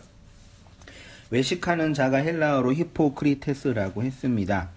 극장에서 연기자가 가면을 쓰고 연기할 때 사용된 단어와 연관되어 있는데 인간은 모두 각자 자기 나름대로의 가면을 쓰고 삽니다. 그 가면 다 벗겨지면 아까 뭐만 남는다 그랬어요? 그냥 흙이에요. 먼지. 아, 난 흙이구나. 먼지구나. 내가 살 유일한 길은 씨 받는 거구나. 그거예요. 근데 가면 쓰고 있는 건 여전히 자기가 자기 욕망과 자기 주권을 살 수 있다라는 거 아는 그 욕망하는 거죠. 그 율법 한마디로 가면은요. 인간은 율법으로 자기를 치장하며 살아가는데 율법이 우리에게 주는 양식이 자기 정당화, 죄책감. 그래서 율법의 가면을 쓰고 살아가면 안식과 자유로 주어지는 진리의 말, 요게 없어요. 그 말을 담고 사셔야 돼요. 그러니까 그 말. 제가 지난주에 그 얘기 했나요? 우리가 행복하려면 어떻게, 행복하게 해서 어떻게 해야 되냐? 누가 행복한 사람이냐? 했나요? 안 했어요. 안 했어요? 나중에 뒤에서 하나? 또 왔다 갔다 많이 하니까 말. 내 말을 프로테지. 아니 내 말을 내 마음 그러니까 제일 행복한 사람은 누구냐면은 내 마음을 나눌 수 있는 사람이 있는 사람. 안 하셨어요? 있어요? 있어요. 내 마음을 이해하는 그 사람이 있어요? 있어요. 그런 사람이 행복한 거예요. 진리를 하나님 그런 이제 성경에 친구라 그러거든요. 진리를 나누고 마음을 공유하고. 이 세상에 있는 많은 사람들은 여전히 그 마음을 나눌 수 있는 사람이 없어요. 그러니까 말씀을 나눈다는 얘기는요. 그런 의미에서 그 말을 나누는 거예요. 그래서 그 말을 나눌 때, 진리를 나눌 때 기쁘고 감사하고 힘이 나고 위로가 되는 거거든요. 그 말이 주어지지 않는 거고요. 그게 외식하는 기도였고요. 중언부언은 이게 그 헬라어로 바톨로게오 본문 보이셔요? 두 번째 줄에 이게 바톨로게오라고 되어 있는데 이게 바토스와 로고스의 합성어래요. 바토스는 말더듬이, 로고스는 말, 바톨로게오는 말을 더듬는다 그 뜻인데 이 바토스 안에 두 가지 뜻이 있어요. 첫 번째가 가시덤불이란 뜻이 있고요. 두 번째가 개구리란 뜻이 있어요. 다 율법을 상징해요. 그럼 보세요. 율법이 우리에게 요구하는 것은 줄친 부분이요. 개구리처럼 울어대는 소리입니다. 애굽의 10가지 재앙 중에 두 번째 재앙이 개구리 재앙이었죠. 고대인들은 개구리를 신으로 섬겼어요. 왜요? 다 산. 개구리 한번 알라면 수십 마리 낳잖아요. 그러니까 지금이나 옛날이나 많이 낳는 게 짱이었고요. 지금도 하나님은 그 다산의 신으로 믿잖아요. 그래서 그 다산을 내는 개구리 앞에 개구리처럼 울어대야지 개구리 신이 복을 준다. 요게 고대 시대의 신관이었대요. 오늘날 하나님을 번영의 신으로 우리를 치장해주는 신 정도로 이해하는 것과 같습니다.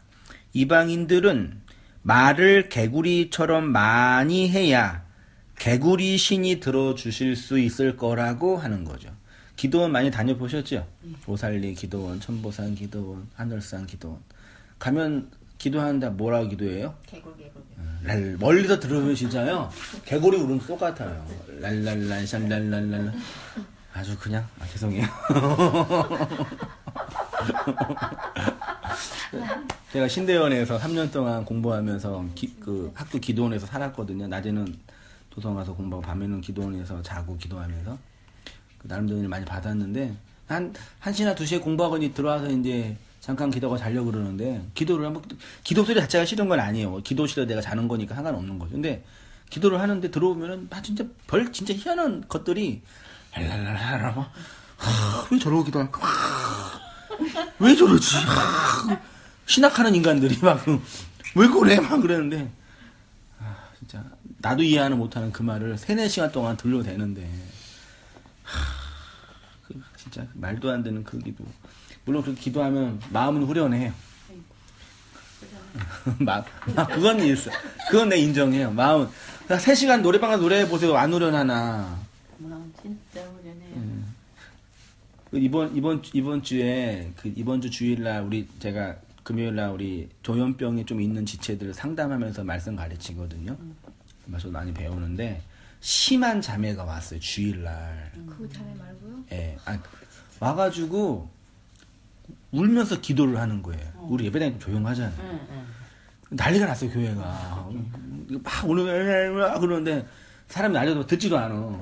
저한테 와가지고 목사님 좀 어떻게 해달라고 그러니까 안 들어요. 그래서 내가 연락하라고 축사기도 해줬어요. 나스비한 있으니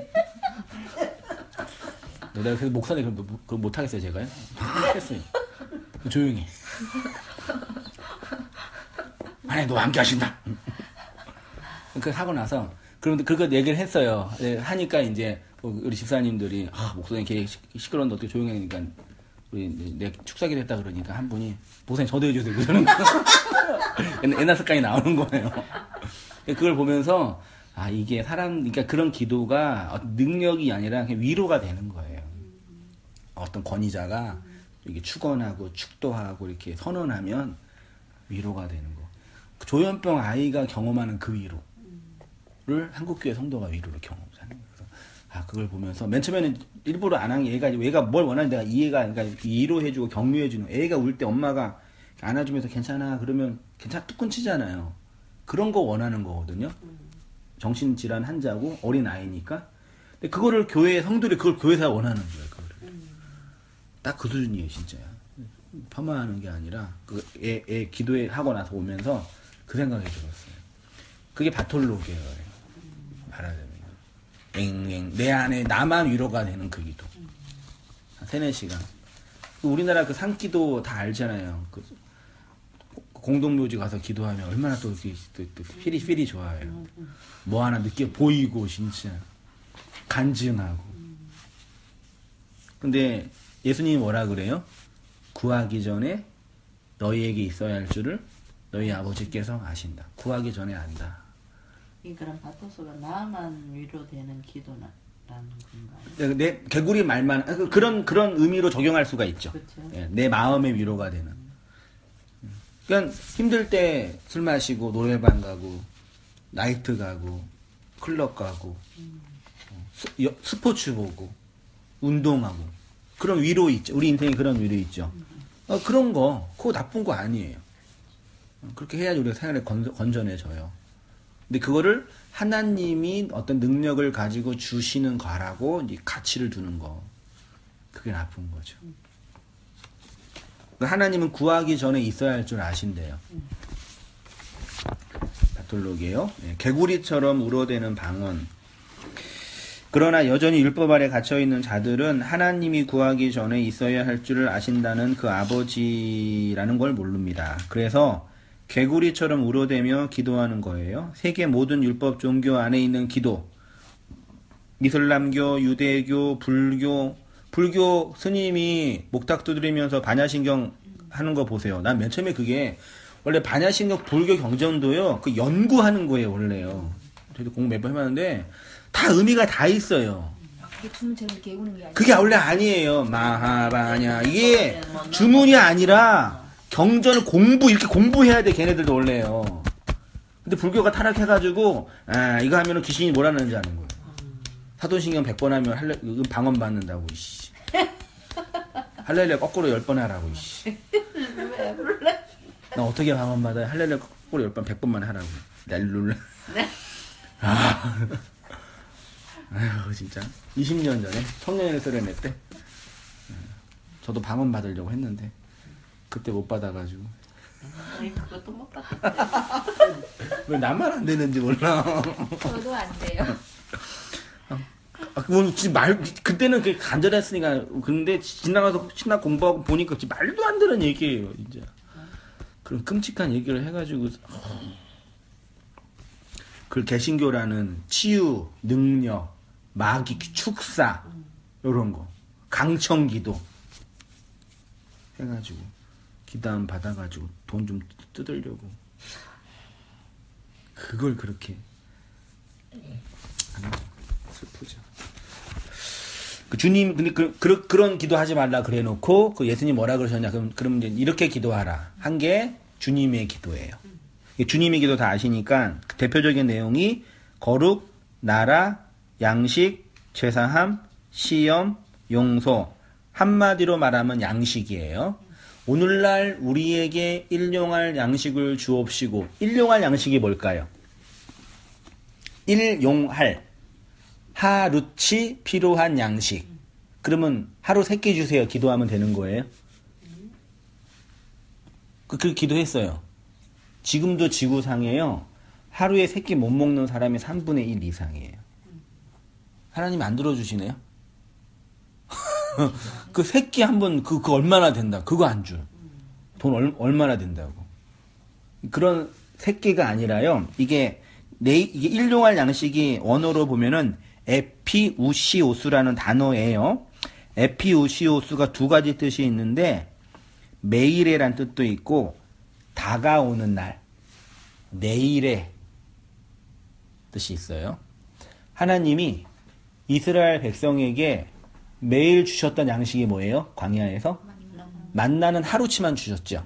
근데 이틀치를 주신 날이 있어요. 언제? 6째 날. 6째 날은 안식일에 먹을 거를 미리 주시는 거예요. 그게 에피우시오스. 다가오는 날. 다음의 날.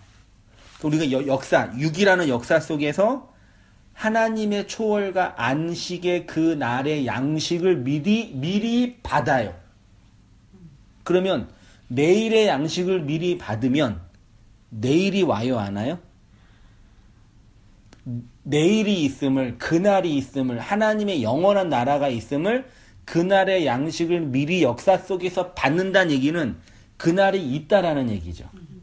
그러니까 내일이 있는지를, 하나님의 영원한 나라가 있는지를 모르는데 이 공동체 역사 속에 있는 성도들, 사람들 중에 그 하나님 나라의 그 나라의 그 양식을 미리 받는 사람이 있어요.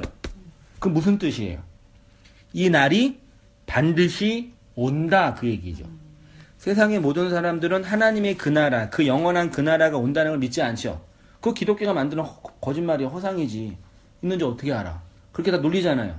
근데 교회의 성도들이 그날의 양식, 하늘의 양식을 미리 받아 먹고 있어요.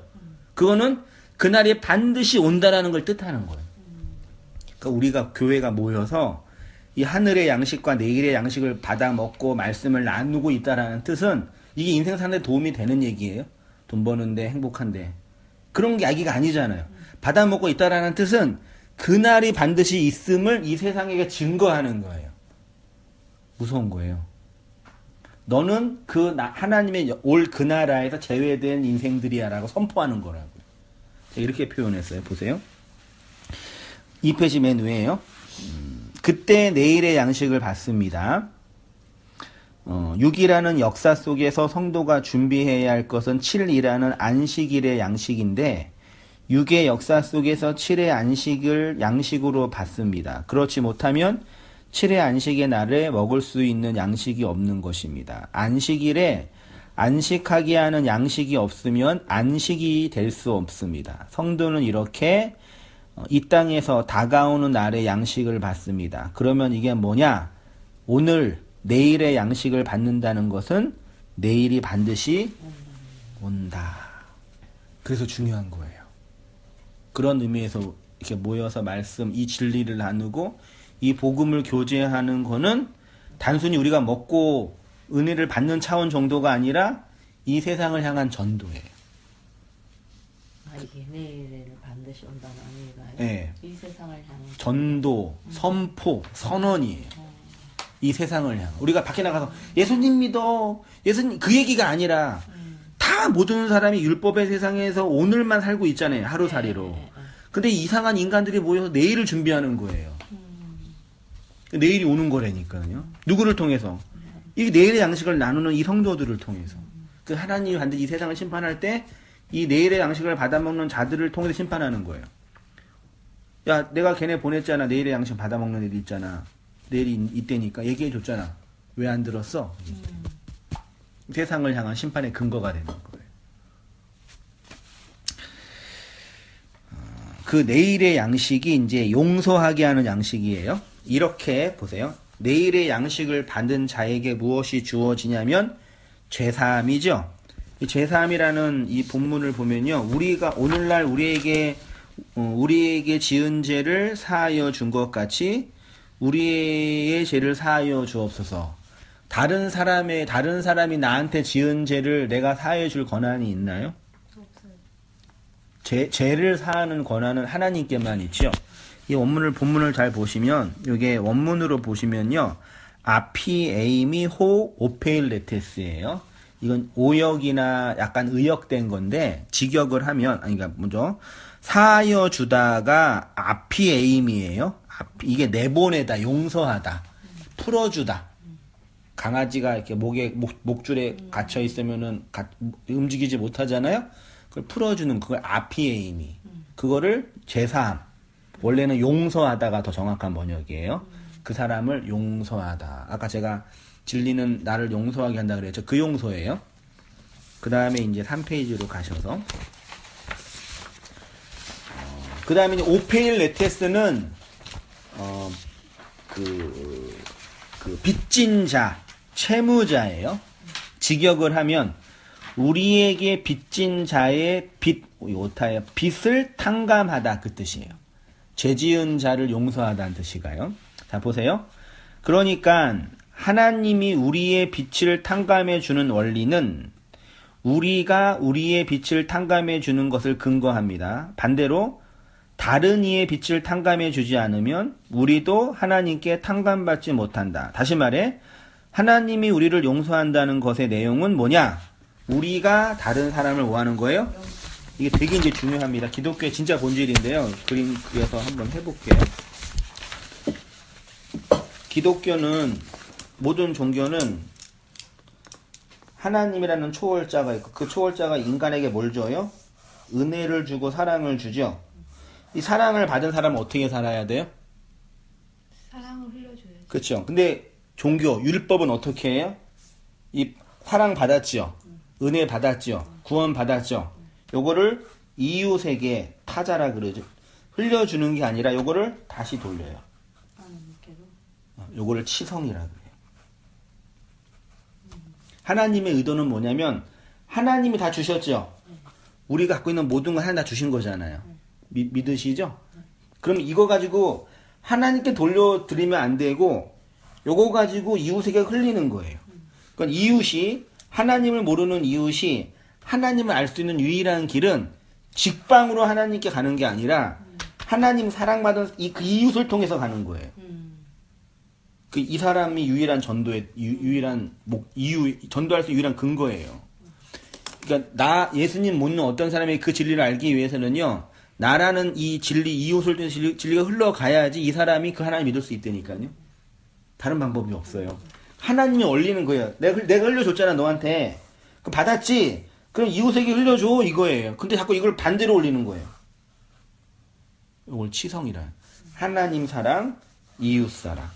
그럼 이웃을 사랑하는 자는 하나님 사랑한다고 표현하는 거고, 하나님 사랑하면 이웃을 사랑하는. 이걸 뭐라 그래요? 내리 사랑이라 그러죠. 내리 사랑의 반대가 무슨 사랑이에요, 권사님? 치사랑. 올림 사랑이 있어요? 없어요. 원래 올림 사랑이라는 그 말 자체는 없어요. 그러니까 사랑은 내리 사랑뿐이 없어요. 물은 위에서 아래로 내리는 것처럼 이것뿐이 없다니까요. 이거 이렇게 가면 안 돼요. 이건 사랑이 아니에요. 욕망이라 그러는 거예요. 하나님을 이용해 먹는 거. 그러니까 자꾸 우리가 이 말씀을 또 하나님께 이렇게 사랑을 받았잖아요. 그러면 받은 사랑을 이 세상을 향해서 흘려주는 거죠. 나누어주고 정거해주고, 그때 하나님 사랑이 내 안에서 입증되는 거예요. 제가 늘 말씀드리는 거잖아요. 목사가 진리를 전하고 말씀을 가르치는 건, 말씀을 가르칠 때, 말씀을 나눌 때 가장 먼저 위로받고 힘을 얻고 도전받고 유익을 얻는 사람은 누구예요? 말씀을 가르쳐봐서 아실 거 아니에요. 진리를 전하는 사람이 가장 먼저 은혜 받아요. 근데 한국교회는 반대가 되죠. 성도들이 목사를 어떻게 해요? 초빙을 해서, 목사를 초빙을 해서, 목사한테 목사를 초빙해가지고 그렇게 해요.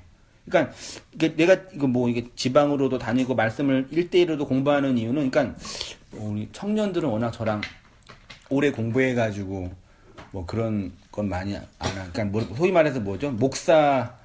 목사를 뭐라 그러죠? 목사 성gin을 뭐라 그래요? 그게 좀 잘 목사 대접 못 받아요, 저는요. 제가 목사 대접 못 받는 뜻은 뭐냐면요, 교회에서 목사님을 모셔서 신방할 때 준비할 게 뭐예요? 큰 목사 신방 테이블 하나 준비하고 물 한 잔 준비하고 봉투 하나 준비하고, 이거 준비 안 하면 목사님 신방 못 받아요. 그러니까 목사가 필요한 이유는 와서 신방받고 축복받는 게 아니라 이 진리의 말씀을 배우는 거잖아요. 근데 이것 때문에 오히려 그 진리를 배우고 나누는 것의 본질을 잃어버리는 거예요. 그래서 의외로 이게 나이 든 성도님들은요, 목사랑 성경 공부하고 말씀을 배우는 걸 의외로 부담스러워하는 분들이 있어요. 이게 배어 있어가지고. 끔찍한 거죠. 부목사들, 신대원 때, 부목사 때, 부목사들이 원서를 많이 내는 교회들이 있잖아요. 사역하시니까. 어디예요? 큰 교회? 큰 교회. 특히 잘 사는 동네. 부자 동네. 왜 그런지 좀 몰라도 순수했거든요. 분당이나 이런 데 이제 부목사로 가잖아요. 그럼 이제 교구 하나 맞고 한 번 돌아요. 그러면 한 번 돌면은 성도들이 뭘 줘요? 봉투를 줘요. 근데 그게 자연스러운 교회 전통이에요. 그래서 교회에서도 암암리에 이게 목사 신방할 때 목사의 사례비나 목사의 지원비에 그게 포함되어 있는 거예요. 그러면 이제 물론 이제 목사가 와서 이제 하니까 사례비를 줄 수 있다고 쳐요. 뭐 감사헌금을.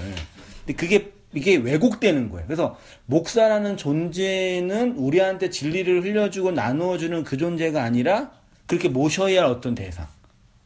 이렇게 돼버리는 거예요. 끔찍한. 저는 그런지는 몰랐는데 그 신대원 들어가고 목사들 얘기를 하다가 교회 성도님들이 교회에 그 얘기를 해주는 거예요.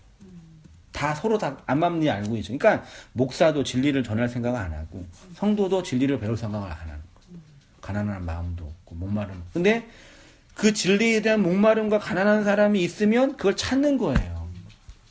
그러니까 그게 소중한 마음이죠. 그게 되게 무서운 거예요. 그러니까 이 소리 흘려주는 거. 네. 근데 흘려주면 어떤 느낌이 들어요? 내가 사랑받고 있으면 확신이 되지만 또 한편으로는 내가 잘 모르구나. 더 배워야 되는구나. 확인하게 돼요. 그게 이제 그런 얘기, 하나님 사랑, 이웃 사랑, 그게 아피에임이었고요.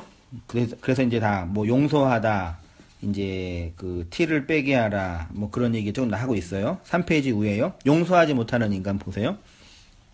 율법 아래 있는 사람은 본성상 용서하지 못합니다. 율법의 선악 구조와 선악 욕망의 감옥 안에서 죄책감과 자기 정당한 삶을 살기 때문이고 율법으로 인식한 이 세상과 이 세상의 근본적인 실체이신 하나님을 용서하지 못하기 때문이고 반대로 얘기해서 용서하게 하는 그 양식이 없기 때문이에요.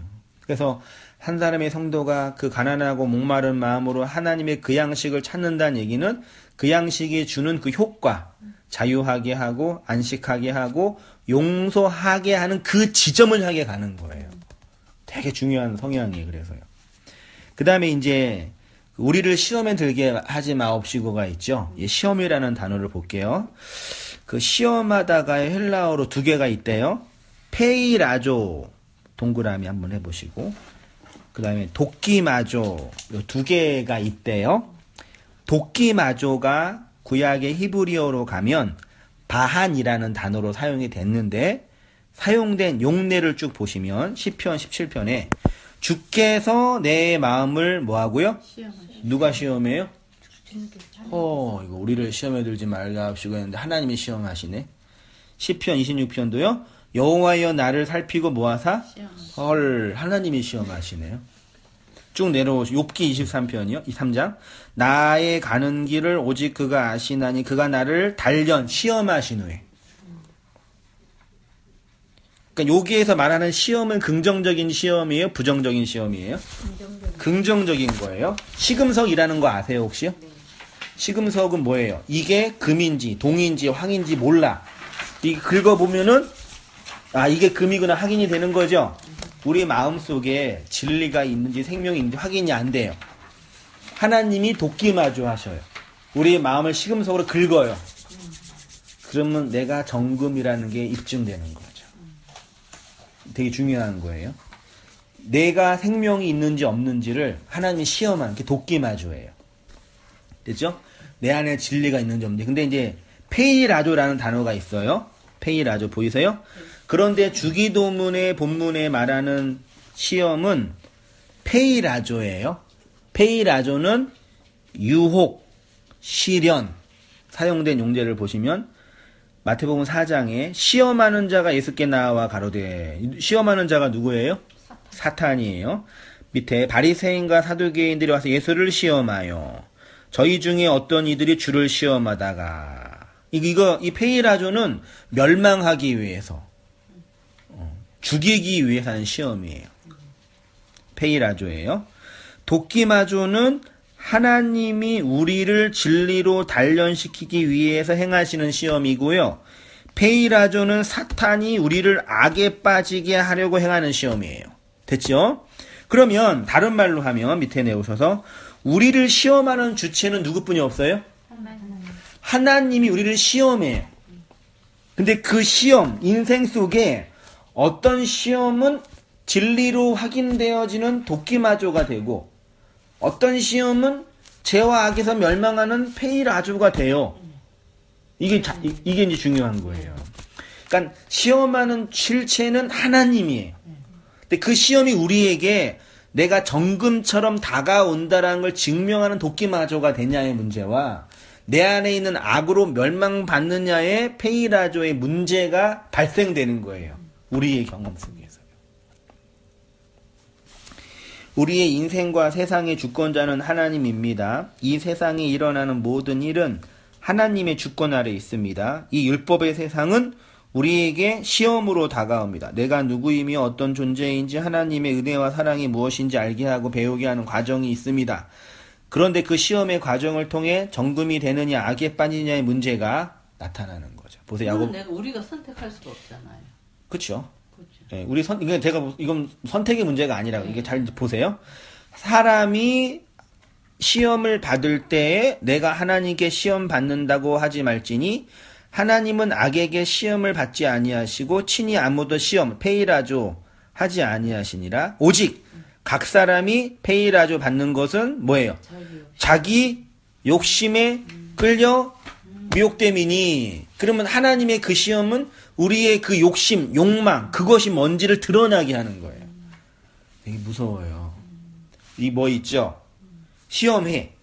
그럼 이게 내 욕심과 내 욕망으로 드러나는 그 어두움인지 하나님의 은혜에서 드러나는 그 진리인지가 이게 드러나는 거예요. 그러니까 시험은 하나인데 우리 안에 있는 그게 본질의 뭔지에 의해서 도끼마조가 되냐 페이라조가 되냐의 문제예요.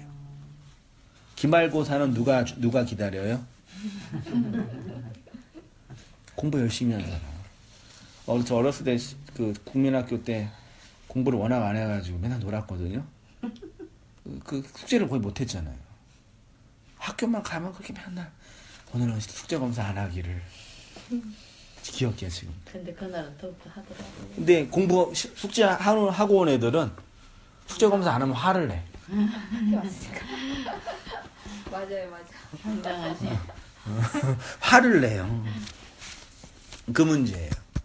우리 안에 있는 정금과 그 진리의 마음을 하나님 반드시 우리가 어떤 사람인지를 드러내요. 그러면 시험을 통해 가지고 내가 어떤 사람인가를 그것도 알겠다, 그죠? 그렇죠. 네, 그 인생을 살면 다 드러나는. 그래서 백발에 그래도 나중에 인생을 살 때 그 얼굴에 대한 책임은 본인이 져야 돼. 40까지 전까지는 부모님이 지는 거고.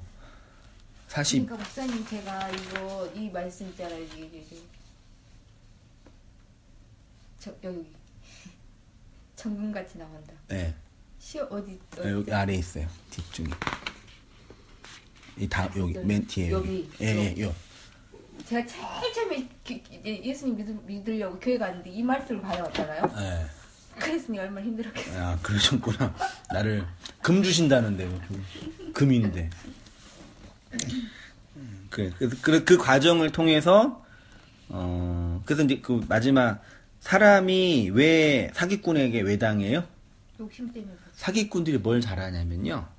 그 사람이 뭘 좋아하는지, 뭘 바라는지 잘 건드려요. 개척교회 목사가 사기를 언제 잘 당해요? 생각해 보세요. 이렇게 하면은 교회 부흥해. 신길교회 여기가 전도세미나 엄청 많이 하잖아요. 모든 목사의 욕망이 그거예요. 어떻게 하면 교회 부흥하냐. 근데 보니까 교회가 부흥했어. 부흥하는 방법 가르쳐 준대. 오겠어요, 안 오겠어요? 와서 열심히 배워요. 근데 가서 하면 또 돼, 안 돼? 안 되는데. 그래도 와서 배워요. 아, 내가 능력이 부족하구나. 내가 강신우 목사처럼 이렇게 능력이 없구나. 자책해. 그게 똑같이 교회 안에 일어나고 있다니까요. 성도들 안에서요. 다단계에 빠지는 사람, 뭐 돈에 빠지는 사람, 이거 다 그 욕망이 있어요. 물론 사기꾼이 제일 나쁜 놈들이고 그 인간이 제일 나쁜 놈인데 그 욕망. 그러니까 이 세상에서 사기를 안 당하려면 그 욕망에 죽으면 돼요. 누가 와가지고 저한테 목회 힘들죠 목사님 이렇게 하면 교회 부흥이야. 그러면 저한테 그러면 제가 뭐라 그러겠어요? 미친놈 지랄하네 그런 게 그런 방법이 어딨어. 저도 신대원 때 교회 하니까 그 교회 성장학 그런 거 많이 배웠어요. 공부 많이 했어요. 열심히 했어요. 근데 목회를 해보니까 개척을 하니까 가장 먼저 다가온 게 뭐냐면 성경에 교회가 부흥하는 방법이 없어요. 눈 씻고 찾아봐도 교회 성장의 방법이 성경에 없다니까요. 없어요. 근데 그걸 성장하는 방법이 있다고 얘기를 하는 거예요. 다른 사람들. 그러니까 그게 없는지를 내가 확인하니까 누가 그런다면 그러면은 그건 거짓말이야 그런 거죠. 교회는 그렇게 성장하는 게 아니라는 걸 아니까요. 그 욕망이 저는 없는 거죠 이제. 그죠? 그럼 그게 하나씩 다 없어지면 이 세상으로부터 시험을 안 당하는 거죠. 시험을 안 당해 더 이상. 페이라저가 아닌 거예요. 하나님의 진리를 들으는 도끼마저만 되는 거예요. 그래서 하나님 우리의 그 욕심을 공격하시는 거예요. 하나 둘 없애시는 거죠. 이 세상의 모든 것들에 대해서. 그걸 이제 용서라고 표현했어요. 그래서 마지막 그 6장의 마지막 그 주기도문의 결론이 너희가 사람의 잘못을 용서하면 너희 하늘 아버지께서도 너희의 잘못을 용서한다. 용서의 내용을 마지막 하신다. 그게 양식 있는 자의 마땅한 삶이고 자유고. 됐죠? 우리가 나와 이웃과 하나님과 역사를 용서하기 위해서 용서하게 하는 뭐가 있어야 된다고요? 양식이에요. 그거 없으면 나 용서해야지 그래도 안 돼요. 곡간이래. 그 어디죠? 곡간에서 나오는 게 뭐예요? 인심. 맞아. 인심은 나온다. 곡간에서 나와요. 우리나라 말 진짜 진리라니까. 맞아요. 그 풍성한 양식이 없는데 무슨 용서가 나와요? 나 죽겠는데. 왜 새똥밭에 굴러도 이승이 났다고 예수님 물어봐요. 그 이승이 났죠. 그래요. 그게 이제 그 양식. 그래서 성경에 이제 그 용서를 담은 자의 그 예표가 요셉이거든요. 요셉을 판 사람들은 형들이죠. 죽이려고 했잖아요. 그래서 요셉을 팔았잖아요, 애굽에. 그래서 17년인가? 13년, 77에 17년 고생했잖아요. 노예로, 종으로. 그러다 이제 그 총리 됐잖아요. 그 총리가 뭐 하는 거예요? 양식을 관장하는 거예요. 양식. 그 양식이 있으니까 형들을 보면서 나를 이곳에 보낸 사람은 하나님이에요. 형들을 용서하는 거죠. 총리가 돼가지고 성공했다. 그 얘기는 아무짝에 쓸모없는 거고. 요셉처럼 우리 아들도 우리 자식도 성공해달라고 하는 얘기 진짜 이제는 좀 안 했으면 좋겠는데 인터넷만 보고 그 기독교 방송만 들으면 다 그런 얘기만 하니까 그냥 어떻게 폭파도 못 시키고 진짜 나나 잘해야지. 아무튼 그 얘기 이제 그 생명이고요. 그래서 그러니까 바울은 이제 하나님을 사랑하는 자는 모든 것이 합력하여 선을 이룬다. 감사함으로 받으면 버릴 것이 없다. 이 세상의 모든 그 시험을 도끼마저로 양식을 얻는 과정으로 삼으면 된다. 그렇게 말하고 그렇게 기도하고 그렇게 역사를 바라보고 그렇게 말할 때 그렇게 배울 때 그 말의 능력과 힘이 우리한테 주어지는 거죠. 그렇게 양식으로 잘 또 이렇게 견디고 살아가시고. 목사님 말씀을 깨달으셨을 때 얼마나 기쁘셨어요? 기쁘기도 했는데요. 힘들기도 했어요. 왜 굳이 내가 이렇게 물론 이 말씀 나누고 이렇게 할 때 행복하고 좋지요. 근데 이게 항상 말씀 저렇게 말씀을 들어주는 게 좋은 분만 계시는 게 아니라 네가 뭔데 이상한 놈 그런 분도 계시고 또 이제 또 교회라는 역사 속에 또 이제 개척의 어려움도 있고 그런 과정들이 있죠. 양날의 검이죠 진짜. 그러니까 개신교가 아주 힘들었어.